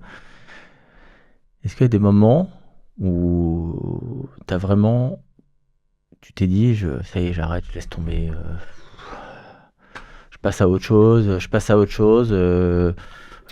oui. Tu vois. Oui, et en même temps, en fait, c'était tellement long et lent que j'étais pas non plus H24, tu vois, à courir derrière eux, donc j'avais aussi ma vie, il y avait aussi d'autres choses. Il y avait le business à faire tourner. Ouais, il y avait le business à faire tourner, donc en fait, c'était un peu, tu vois, trop tard pour reprendre un process avec d'autres. J'y croyais, et je pense qu'à un moment, je me disais, bon, bah, c'est soit ça, soit rien, mais... Est-ce que tu as envisagé le rien? Est-ce que tu as envisagé le rien à un moment donné? Est-ce que tu t'es dit... tu sais, le temps qui passe, c'est épuisant. Et puis, t'as l'impression de griller ta vie, quoi, de perdre ton temps, quoi. Ouais, je pense que... oui, mais qu'en même temps, comme tu l'as dit, on était tellement imbriqués avec eux que j'avais l'impression que ça avait déjà démarré. Tu vois, le rachat, l'après, c'était un peu hybride comme situation. Il n'y a pas eu de défocus sur le business, parce que souvent on dit quand tu es dans les négos, etc. Alors là, comme c'est des négos qui se tirent en longueur, tu as quand même moins de temps à négocier qu'à bosser, mais est-ce que malgré tout... alors c'était particulier parce qu'il y avait le business de Jam, il y avait 25 du coup qu'on a exécuté à ce moment-là, donc moi j'étais là sur scène, à la Gaîté Lyrique, machin, donc c'était encore une autre vie. Il y avait bossé pour cette boîte, et donc commencer à les rencontrer en interne, faire des missions pour eux, donc c'était quand même un bon client. Et puis il y avait toutes les négos et la charge mentale, parce qu'en fait c'est ça aussi, c'est qu'à un moment, ta boîte, t'es 100% dessus pendant plusieurs années. À un moment, quand tu mets un pied dehors, c'est très déroutant. C'est très bizarre de commencer à avoir d'autres choses. L'avantage que j'ai eu, c'est un peu une parenthèse, mais je ne sais pas si tu avais suivi ça, mais j'ai acheté un loft tu connais, donc dans le 11e à Paris. Et j'ai utilisé, en fait, je me souviens, je l'ai acheté avec mon ex. Et finalement, quand on s'est séparés, on s'est dit que c'était moi qui gardais 100% des parts. Et donc, j'ai dû racheter sa part. Sauf que mon ex bossait en finance, moi, pas en finance. Et donc, c'était un peu, je me retrouve avec l'entrepreneur, ok, de la part de la banque, tu vois. Et en fait, j'ai quand même envoyé la term sheet de la grosse agence à mon banquier. Donc, term sheet avec une offre à plusieurs millions, plus... mon salaire, plus machin, en disant, bon, ça va aller, vas-y Guillaume, le banquier, lâche-moi les parts, quoi. Et en fait, et à ce moment-là... Grâce à ça, tu l'as eu. Grâce à ça, je l'ai eu. Et en fait, je me disais en même temps, je sais pas si je suis un génie ou si je suis folle. Parce que potentiellement, faut quand même continuer de rembourser. C'est ça, en fait. Après, une fois que j'ai les parts, c'est les mensualités, c'est pas... Et donc, il y avait un peu un côté, ça se trouve, dans 2 mois, j'ai plus de boîte, j'ai un appart sur les bras, je vais pas aller prendre un job. Enfin, c'était... T'es entrepreneur. Je crois que c'est ça. C'est entre les deux, en fait, un peu. Entre le génie et la folie. Je sais pas si je suis génie, mais en tout cas, la folie est pas... Voilà. En tout cas, j'avais envie de... On a les droits. Mais en tout cas, ça m'a quand même apporté ça, tu vois. Et bon, le banquier, 6 mois après, il a vu que... Voilà. Il était, mais on en est où du deal? C'est bon, je rembourse, tout va bien. Donc, je sais pas maintenant s'il m'aime bien, mais ça m'a quand même servi à ça. Le call que vous allez avoir une semaine après ce dernier mail et la réunion qu'il va avoir a finalement lieu. Ouais. Et finalement raconté dans Cash Out. Ouais, et donc j'étais dans mon fameux loft à ce moment-là, donc en juin, donc 1 an après les débuts des négos, mai-juin, et donc le CEO m'appelle et je me souviens voir son nom sur le téléphone et savoir que s'il y a des calls comme ça où tu te dis ce qui va se passer va tout changer. Enfin, c'est très particulier comme sensation. Et je prends l'appel et j'écoute et en gros, je sais que dans les premières secondes, je vais savoir. Au ton, même le bonjour. Enfin, tu vois, tu sais en fait, tu sais à la seconde. Et je comprends que ça va pas se faire et qu'il me propose à demi-mot d'envoyer la boîte au tapis et de me récupérer pour 1 euro, quoi. En me disant, moi, j'ai très, très envie qu'on bosse ensemble, c'est une évidence, ça fait vachement de sens pour toi. Toi, tu vas avoir un méga salaire, un bonus, un machin. Viens, on y va. Et voilà. Et là, j'ai dit non, non, merci, mais non, merci. Et je me souviens qu'il m'a dit une phrase, s'il nous écoute, ça ne m'avait pas fait très plaisir.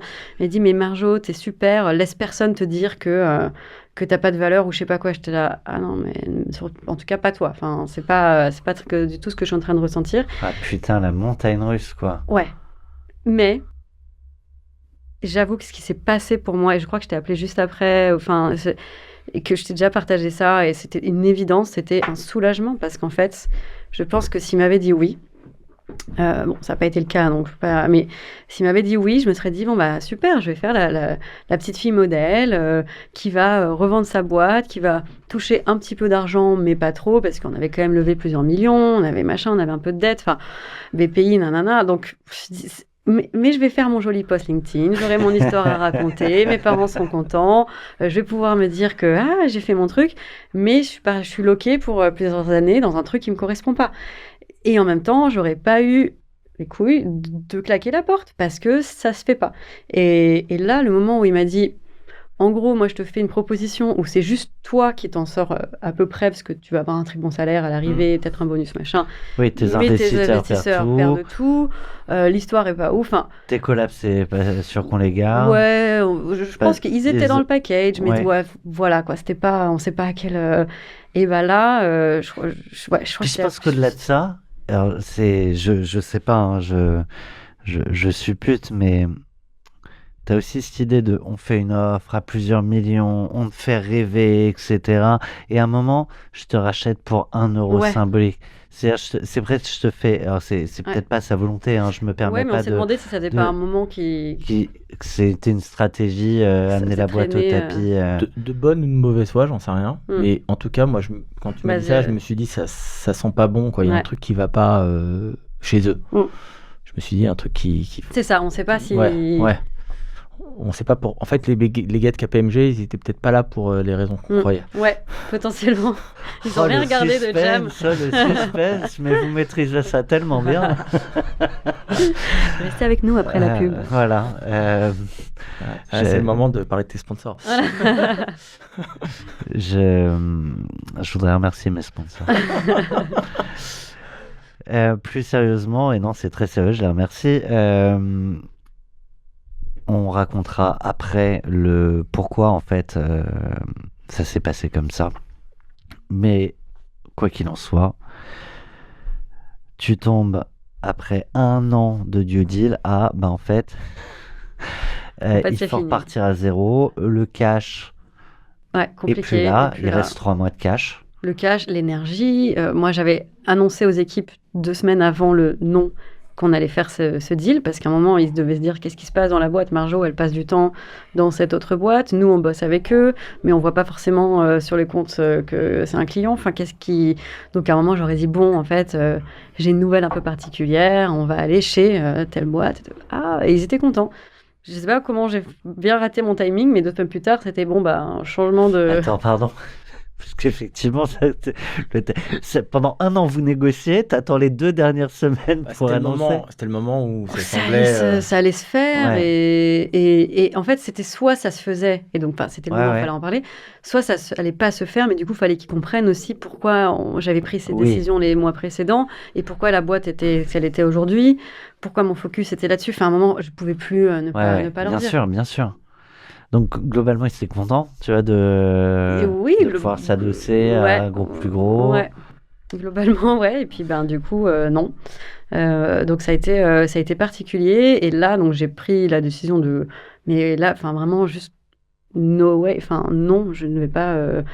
c'est pas la stratégie que je vais prendre. Je suis assez offensée, en fait, par sa proposition. Ouais. Et par le côté, non, mais t'as de la valeur et tout. Je dis, mais en fait, c'est pas toi qui décides. Puis j'attends pas ton avis pas ou ton aval, regard là-dessus. bon. Ouais. Et voilà. Il va falloir, à ce moment-là, finalement annoncer aussi aux équipes que vous n'allez pas y aller.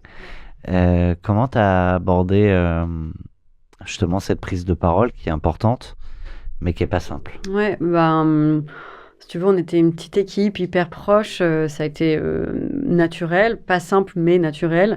Et surtout, le plan, c'était... moi, j'ai toutes les cartes en main. On avait fait la data room, on avait tout ce qu'il fallait. C'était à jour encore pour quelques mois. On n'a plus beaucoup de cash. J'y retourne, en fait. J'y retourne et je me donne l'été pour trouver une solution. Le dernier combat de Rocky, quoi. Ouais. Si on doit faire un parallèle de film. C'est ça, non, mais là, j'étais, ok, c'est parti. Et là, on va trouver aussi peut-être un acquéreur qui nous ressemble plus, qui nous plaît plus, parce que on va pas faire la fine bouche sur l'argent. En gros, tu vois, et ça va être quelque chose qui a du sens pour Jam. Un truc entre plusieurs millions et 1 euro. Voilà. C'est large. Exactement. Ok, donc la nouvelle strat, faut y aller. Faut y aller, sauf que du coup, on est genre le 23 juin. Donc super, on va se prendre juillet-août. Ça sent pas bon. Hein. Je regarde Sacha. Non. C'est pas les bons timings généralement, non. Non, mais il nous reste 3 mois de cash, donc... pas le choix. Pas le choix. Et là, je rappelle, et notamment, je crois que c'est Jean-Luc de BVA, enfin tu vois, les boîtes qui voulaient nous racheter, qui n'avaient pas pu Covid, machin. Et donc, notamment chez BVA, mon interlocuteur privilégié, il me dit, attends, moi, nous, on peut pas parce que tu as dû suivre, on est en redressement, machin. Enfin, il y a eu des complications. Mais je crois à fond, j'en parle à une poignée d'acteurs clés du monde des études, des insights, etc. Ça. Incroyable. Franchement, disant il faut absolument, vous êtes une super boîte, machin. Et l'idée, c'est d'aller vite. J'ai bien compris, il est très très intelligent. J'ai compris l'idée, j'ai compris les enjeux, les montants, les machins. C'est parti. Et là, dans les personnes à qui il en a parlé, il y avait donc Inès et Laure, 2 sœurs qui dirigent June Marketing, donc une agence d'insight, études de marché. La boîte familiale qu'elles ont repris. De leur maman, exactement. Ouais. Et le, 20 juillet, donc quelques semaines plus tard, je me retrouve, donc des documents ont été envoyés, etc., des premiers rendez-vous pris, et je me retrouve à pitcher sur une plage à Caparica, au Portugal, donc à côté de Lisbonne, dans une petite cabane sur la plage. Je me retrouve, j'étais pas en maillot, mais presque, tu vois, à me dire, allez, il faut que j'aille trouver un peu de Wi-Fi, et c'est le premier pitch. Du vent, pas trop de Wi-Fi. Voilà, faut que j'aille trouver un peu de Wi-Fi et un peu de repreneur. Voilà, c'est ça. Et hop. Et donc, la rencontre se fait, et c'est le genre de rencontre où je me souviens, j'avais des frissons, quoi, en me disant, ok, là, il y a un truc vraiment qui se passe, et qui est, c'est pas la success story, le big truc, c'est pas pour l'extérieur, c'est pour moi, j'ai envie de le faire. Je sens qu'on peut créer une belle histoire, qu'on peut apporter de la valeur, qu'il y a un truc qui se raconte, que c'est humain. Elles ont compris, et elles ont compris c'est elles qui vont décider le montant, que c'est pas l'enjeu. De toute façon, t'as pas essayé de travestir rien du tout, ou de survendre. Non, à ce moment-là, enfin, si tu veux, quand t'arrives en disant on s'est fait plaquer, est-ce que voilà, c'est. Mais j'ai raconté l'histoire, et l'histoire, elle était ok, et je me disais, il y a un truc on sait pas, mais voilà toutes les datas, voilà la boîte, voilà où on en est. Et c'était un peu, est-ce que vous voulez faire un coup de poker? Et c'est quelque chose qui va être intéressant, et c'est oui ou non. Et elles m'ont dit oui. Et du coup, en septembre, on a tout formalisé. Pas sur une plage cette fois-ci, à Paris.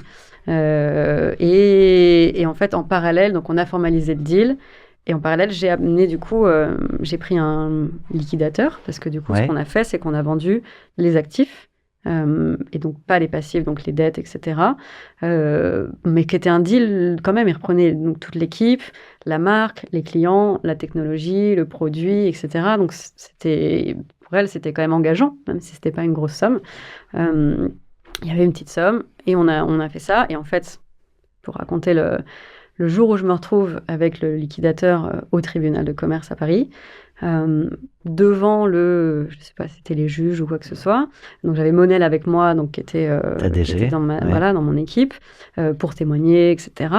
Le liquidateur dit au juge, mais donc pas à moi directement, je n'ai pas pu informer ma cliente parce que c'était confidentiel, mais en fait, les repreneurs, donc ils retracent toute l'histoire, et dit, donc il y a eu des négociations pendant 1 an qui ont été faites de leur part, on a montré la boîte était bien, il y avait toute l'histoire, et en fait, les repreneurs, depuis quelques jours, sont maintenant en redressement judiciaire, et c'est pour ça qu'ils n'ont pas pu aller jusqu'au bout de leur proposition.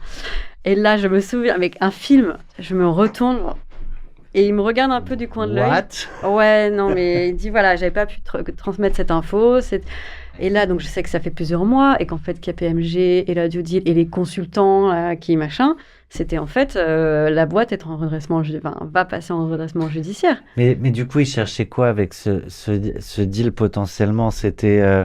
je remets un peu de chiffre d'affaires en plus pour arriver à ce que ça touche juste, pas être obligé de partir en redressement. Enfin, sinon, à un moment, tu dis on arrête, tu vois. Vas-y, Sacha. Je pense qu'au début, il voulait le faire, sincèrement. Oui, ça c'est pas le... Voilà, je pense qu'il voulait le faire et qu'au fur et à mesure, le truc est devenu de plus en plus compliqué. Je pense qu'ils avaient... quand tu es dans cette situation-là, que tu es une boîte de cette taille-là, etc., je pense qu'ils avaient des emmerdes par-dessus la gueule et qu'au fur et à mesure, ça devenait compliqué, qu'ils essayaient de joindre les deux bouts et qu'il a essayé de squeezer le truc. Il a essayé le coup final, entre guillemets, en disant non, bon, finalement, rachète pas la boîte, viens, rejoins-nous, etc., parce que ça, entre guillemets, ça lui coûtait pas grand-chose. Ouais. Et c'est le seul truc qu'il pouvait faire et c'est le seul truc qui était acceptable par rapport certainement à ses actionnaires, etc., et que la boîte elle était pas bien, quoi. La boîte, elle est pas bien et ça... Ça, c'était indépendamment de ma volonté. Et on savait pas, ils nous l'ont pas dit à aucun moment. Ouais. Et donc, moi, je l'ai appris ce jour-là, en fait. Et ça a été un peu un... Wow, tout fait sens, tu vois. D'un coup, tu revois ta vie en arrière et tu te dis, et ça, c'était ça. Ouais. Moi, après, tu peux toujours faire avec des si, des machins, mais... rien à réécrire, mais juste comprendre, en fait. Non, potentiellement, le truc à réécrire, c'est pendant 9 mois, comment à un moment, on dit, mais en fait, faut trancher, oui, non, et... Ouais. Bon, ça aurait peut-être pas radicalement changé toute l'histoire, mais quand même. Ouais, mais ils étaient bons aussi pour nous. Ouais. Tu vois, on était là, on était en place, on bossait avec eux, c'était des clients. Ils ramenaient des clients aussi. Ils ramenaient totalement, ils ramenaient des clients. Oui, c'était la logique. En fait, en plus, ils avaient bien sûr, ils avaient des marques, vous aviez une solution, c'était une évidence. Ouais. Bon, c'est aussi la vie des... C'est la vie, et pour moi, c'est... malheureusement, j'ai pas pu... rembourser ou faire une plus-value à mes actionnaires, etc. Mais pour moi, à titre perso, en plus avec le petit coup de poker que j'ai fait sur l'achat du loft avec la term sheet, je sais pas s'il y a beaucoup d'histoires comme ça, mais je m'en suis très bien tirée. Et aujourd'hui, je remercie que ça soit fait comme ça et que je te parle pas depuis mon poste de C-level dans une agence, parce que c'est pas moi. Je pense que Sacha, tu me connais, tu vois bien que...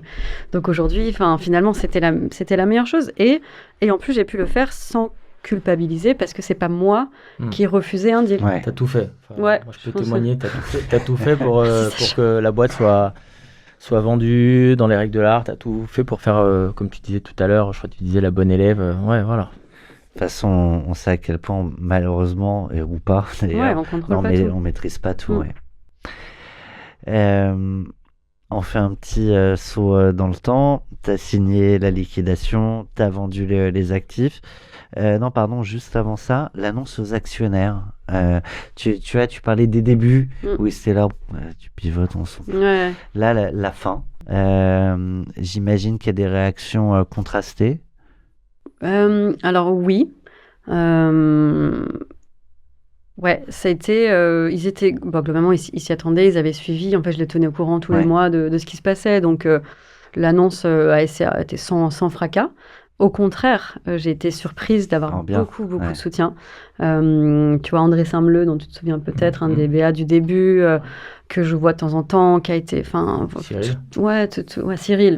Vermeulen, que je revois aussi, qui est super, qui nous a accompagnés. Moi, je m'en souviens parce que je leur ai parlé aussi à chaque fois, et que bon, ils étaient tous très bienveillants quand même, c'était dans la compréhension, quoi. Mais j'ai eu une surprise quand même, et pas une très bonne surprise, je sais pas si je t'ai raconté.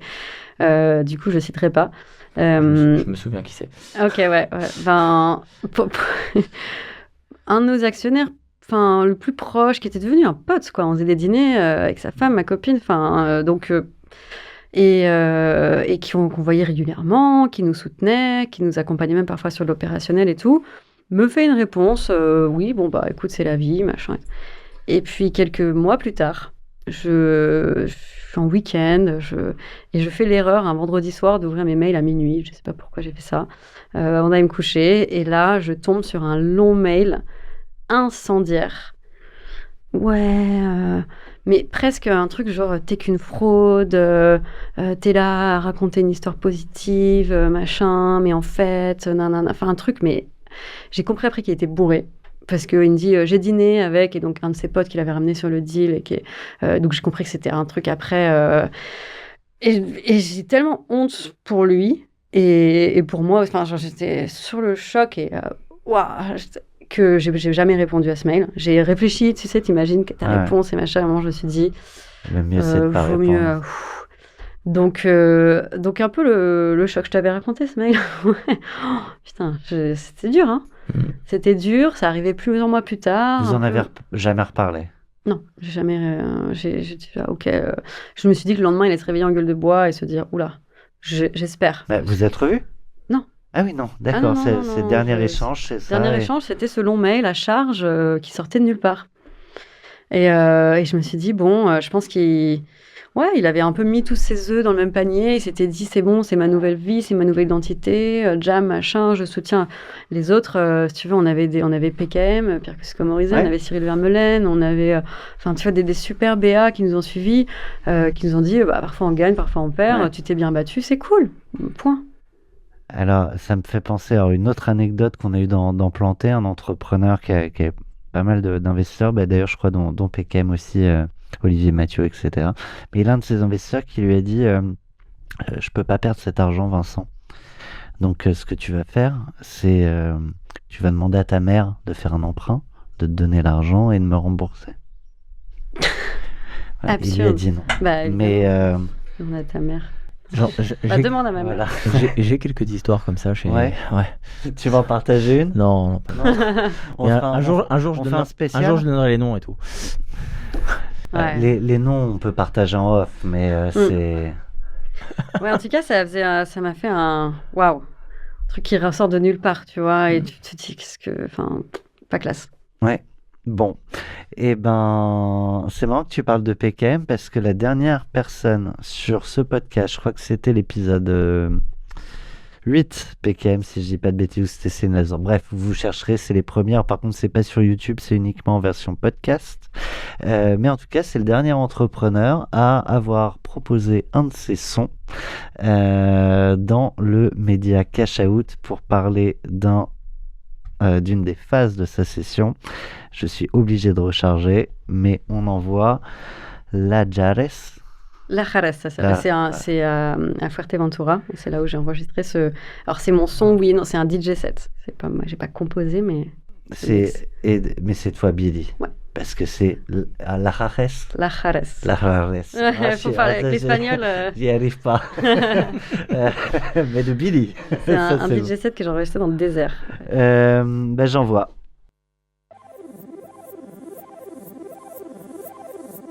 Dans le désert? Ouais. Normalement, tu as la petite image où on voit sur un étendoir avec une platine. Ah oui, c'est un désert quand même vert. Désert...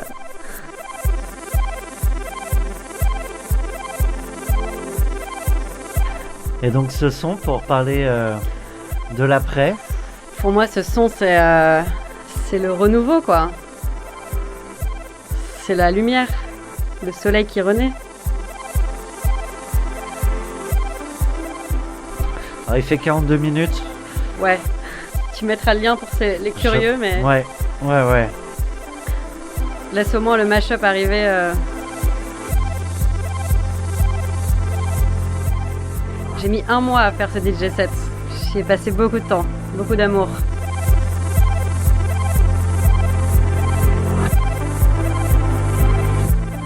Je baisse un tout petit peu pour que tu me racontes comment on produit ça.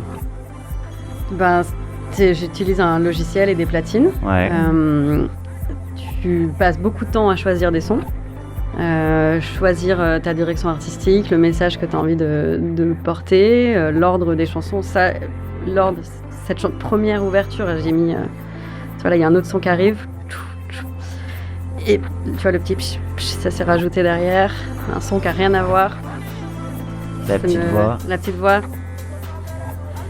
Et donc tu passes du temps à faire la curation, à faire l'ordre, et après c'est beaucoup de temps sur les transitions, tu vois là, pour synchroniser les BPM, donc les rythmes, et s'assurer que tu les fais entrer au bon moment. T'es pas pressé, c'est un truc d'orfèvre. Hein, tu vois, tu fais arriver la voix doucement, sachant que j'ai baissé les basses. Là je viens de les faire rentrer, je fais baisser l'autre son. Tu réfléchis, puis en fait là tu mixes. Et donc moi, encore la bonne élève, j'ai mon carnet avec mes transitions écrites à telle minute, je cue tel truc, je baisse le high, le mid, le machin, le BPM, est-ce que je vais plus vite, plus doucement, puis tu fais ton truc. Puis quand t'enregistres, c'est jouissif en fait. Tu appuies sur play, rec, et là tu sais que c'est le moment et t'as 52 minutes et... Mais donc ça, tu le fais en direct, tu le fais pas sur ton ordi, tout prépa, en prenant le temps qu'il faut, en réajustant d'abord. C'est du direct, C'est du direct où tu enregistres et tu peux pas te louper quoi. Donc tu as un moment de concentration pure, avant tu fais rien, tu te mets dans ta zone et tu sais que il y a des moments qui vont être un peu plus réussis que d'autres. Après moi je les faisais préparer, tu vois, j'ai vraiment écrit mes transitions. Je sais ce que je dois faire, qu'est-ce que je fais rentrer à tel moment. Pas. Non, je fais pas du tout de l'impro. C'est un set que j'ai. Tu vois là, tu fais baisser des choses. Et en fait, le tin, c'est l'autre. Et là, tu planes en fait. Mais si on pourrait. On va faire une émission juste musique. Ah ouais, franchement. Je savais pas que t'avais fait ça. Ouais. Je te partagerai le lien. On sera peut-être. Et là, il y a l'autre qui va arriver. Regarde, c'est quoi ? On va laisser, parce que le temps que je dise à l'équipe avec ce petit bouton, je leur redis pour que personne n'oublie, on met le lien en commentaire. Et là, il y a un autre son qui arrive. Donc j'ai lâché le son avec les voix, j'ai repris celui du début, et le ouh que t'entends, c'est un autre qui va être beaucoup plus dark. Là, j'arrive, je mets la basse, et là, il va t'embarquer genre... petit à petit, et en fait à un moment je vais lâcher le premier son et là on va changer d'ambiance. Si tu me donnes quelques secondes. Ouais, je te donne.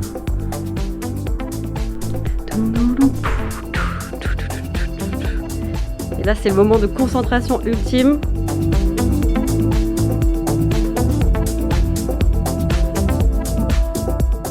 Et là il est presque lâché.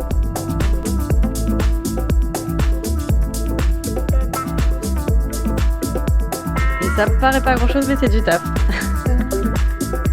Petit riff de guitare.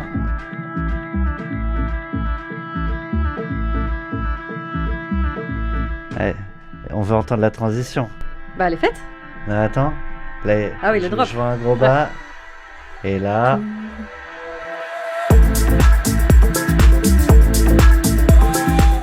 J'aime bien les silences dans les sons. Ouais. Le silence avant le. Avant de monter. Là, il y a l'autre son qui arrive. Tu fais des soirées de temps en temps ? Ouais, des soirées et surtout des ecstatic dance. En fait, des ecstatic dance. Ouais. Je mixe de temps en temps. Tout ça, c'est l'autre son. En fait, c'est plutôt en journée, sobre. Ouais. Peut-être une cérémonie du cacao pour ceux qui connaissent, mais plutôt sobre. Et en fait, l'idée, c'est que tout le monde danse de manière extrêmement libre, puisse s'exprimer. Et en fait, moi, ce que j'aime, c'est pas tant... Enfin, j'aime la musique en soirée, mais c'est plus le voyage intérieur et partagé. C'est ça qui me touche. Et en fait, si t'écoutes le set, j'emmène vraiment dans quelque chose avec presque... Tu vois, ça, c'est un autre son. De l'introspection, des moments d'explosion, des moments seuls. Et c'est ça qui me Donc, il faut peut-être plus l'écouter en marchant ou en dansant tout seul. Ou en courant. Je sais qu'il y en a beaucoup qui nous écoutent en courant, petite foulée. Ouais. Là. Et on passe par toutes les émotions. Et à la fin, je te lâche, c'est positif. En fait, je suis en train de me rendre compte là, on n'a pas de sujet de droit. Je peux le laisser jusqu'au bout. On peut se parler par-dessus et bouger la tête en même temps. Non, on va laisser tout le monde écouter ça proprement et tranquillement. Le son à fond dans les oreilles. Bah écoute, on s'invite si tu nous invites. Avec plaisir. On va se faire une ecstatic dance. Chaud. Et comme ça, je saurais ce que c'est que cette cérémonie du coco. Du cacao. Pardon. Depuis le temps qu'on se parle de faire un truc au loft aussi, un dîner ou quelque chose, ça serait bien. Ouais, écoute, ce n'est pas tombé dans l'oreille d'un sourd. Je me rends compte d'une chose, c'est qu'il nous reste peu de temps, mais qu'on n'a juste pas parlé de ce petit moment de transition qu'il y a eu avec justement les fondatrices, les dirigeantes de June Marketing.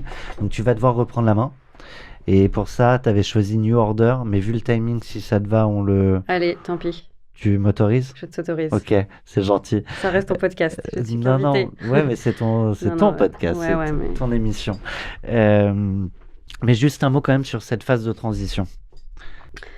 Qui s'est encore une fois pas passé exactement comme prévu, puisque donc Monel, qui était l'équivalent de DG de Jam à ce moment-là, me dit je vais pas prendre le relais parce que là je viens d'avoir mon deuxième enfant, je suis crevée, j'ai envie d'autre chose. Donc ce qui peut s'entendre. Ce qui peut s'entendre complètement. Et donc je suis revenue en disant bon bah du coup ça va être moi hein, coucou. Et ce à quoi Inès et Laure me disent mais je croyais que tu voulais faire de la musique et du surf. Je dis oui ben sauf que ça fait 10 ans que je suis sur cette aventure donc je vais pas lâcher le truc, vous juste le pour aller engager, on va faire ça bien. Donc on a quand même convenu que je bosse à mi-temps ou 2/3 du temps en remote notamment. Ce qui m'a permis donc de voyager, d'aller au Portugal, de vivre à la campagne, etc. Et c'était vraiment déjà une autre vie pour moi, de soutenir quand même la transition pendant 8 mois. Et ça a été une période étrange de me retrouver dans une entreprise. C'était pas facile, franchement. C'était une période où t'es ni dans l'après et la reconstruction de ton identité, de ce que t'aimes. Tu peux pas non plus complètement lâcher, baisser les armes et être reposé. Tu tiens un peu le truc. Donc ça, c'est fait. Je dirais pas que j'ai été la plus assidue et la meilleure. J'ai fait good enough. Voilà. Ouais. Bon, après, c'est pas comme dans des deals où t'es incentivé aussi sur les résultats après. Bon, t'as fait le colmatage de la DG qui n'allait pas poursuivre. Et le dernier deal quand même que j'ai signé, dont j'étais fière avec eux, le dernier jour, c'est avec le Cercle des économistes, qui était un client récurrent de Jam. J'ai fait un deal à 100K. J'ai signé le deal et voilà. Et merci pour tout. Je suis partie en beauté, ouais. Ok. Pour faire quoi? Pour faire ce sera l'occasion d'une autre histoire. Et donc justement, la nouvelle vie, pour en parler, tu as choisi La Raresse de Billy. Et comme ça, on écoute la suite. Hop, pour parler de ta nouvelle vie, du bootcamp IA, d'une vie de surf, de montagne, de coupage de bois. Ouais. De plein de choses, de vie en communauté, de lecture, d'exploration, de sport. Et cette nouvelle vie, des fois certains la vivent un peu face au vide. Ouais, clairement il y a eu du vide. Il y a eu quelques mois de, on sait plus trop qui on est, notre place dans le monde, pourquoi on se lève. Mais en même temps c'était une phase. Ah oui, tu remets ça. On met pas de Jeannette. On la mettra pour conclure. Yes. Ouais, en fait, je pense que ce DJ set, c'est ça, quoi. C'est à l'image de ce, tu vois, le dark, la nuit noire de l'âme, où tu pars dans des choses complexes, tu vas voir tes démons, pourquoi tu as fait les choses. Est-ce que j'ai de la valeur? Est-ce que je vaux 1 euro? Ouais, est-ce que je vaux 1 euro? En fait, tu avais raison, je vaux 1 euro. Non, mais en fait, ouais, pose plein de questions. Je venais d'avoir 30 ans, tu vois, peu avant. Donc, ouais, ça a été, c'était éprouvant et en même temps indispensable, salvateur. Et puis, petit à petit, les choses se sont refaites. j'ai rencontré la femme de ma vie, qui est entrepreneur, avec qui on s'est installé petit à petit. J'ai moins... Tu savais dans quoi tu mettais les pieds, hein. En plus, ouais. J'ai moins, tu vois, un peu arrêté les voyages à droite à gauche, etc. Je me suis réinstallée petit à petit à Paris. J'ai lancé donc mon bootcamp sur l'IA. Mais je te vois partout. Alors, je sais pas si Désolée. je dois être la cible, hein, mais vraiment incroyable. Ouais, toi aussi. Mais moins bientôt, parce que je relève un peu le pied là. Ouais. En fait, c'est full. Ouais, en plus déjà, c'est beaucoup plus que ce que je croyais. En fait, j'ai lancé ce bootcamp en me disant, les gens me demandent, mais t'as fait Jam, c'était un peu l'ancêtre de ChatGPT, t'as une vision sur ça, machin, est-ce que tu peux me former, est-ce que tu peux me coacher en IA et entrepreneuriat et machin, avec un peu ce côté, je fais des choses avec le cœur et en fait j'ai dit je peux pas coacher tout le monde comme ça en direct, et donc puis je fais un pas bootcamp. l'IA pour l'IA, mais l'IA appliquée au business et au service de l'humain quand même, sans être tarte à la crème, mais vraiment, tu vois. Et donc, c'est comme ça que j'ai monté ce bootcamp. Il était plein dès le début. J'ai vendu sur une landing page avec un Stripe derrière. Il n'y avait rien derrière. Et puis, je l'ai fait. Et puis là, ça fait 1 an et demi. J'ai formé un peu plus de 1000 personnes. J'ai repris des confs. Je m'éclate. Non, mais bien joué, parce que tu vois, tous ces sponsors de pseudo, et en vrai, il y en a beaucoup de pseudo-formateurs qui te racontent la vie et qui te vendent sur un one-pager leur formation pour devenir riche ou machin ou truc. Non, là, c'est pas ça. Non, mais justement, mais au milieu de tout ça, tu vois, t'as souvent tendance maintenant à scroller très vite et à bazarder quand tu vois une proposition de valeur en vidéo comme ça qui t'est proposée.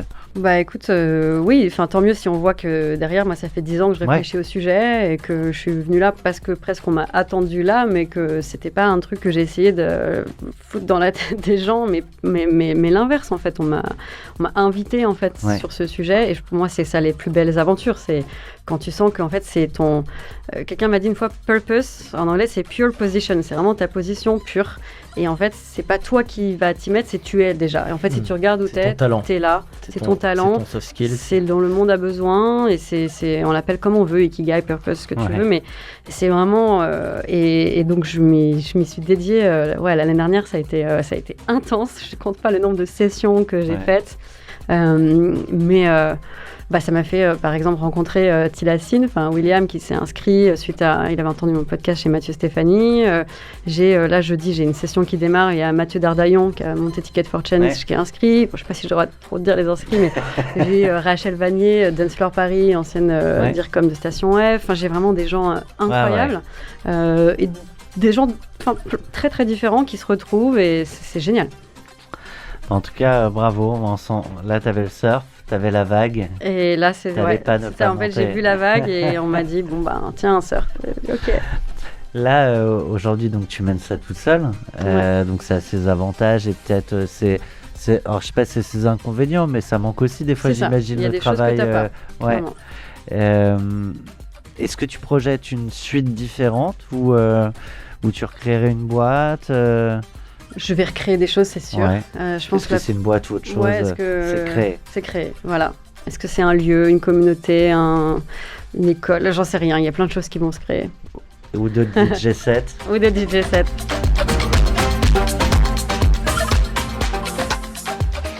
On se quitte sur un dernier son, celui sur lequel tu as fêté le deal. Est-ce que tu veux nous dire un dernier mot sur ton aventure du cash out avant qu'on se quitte, Marjolaine?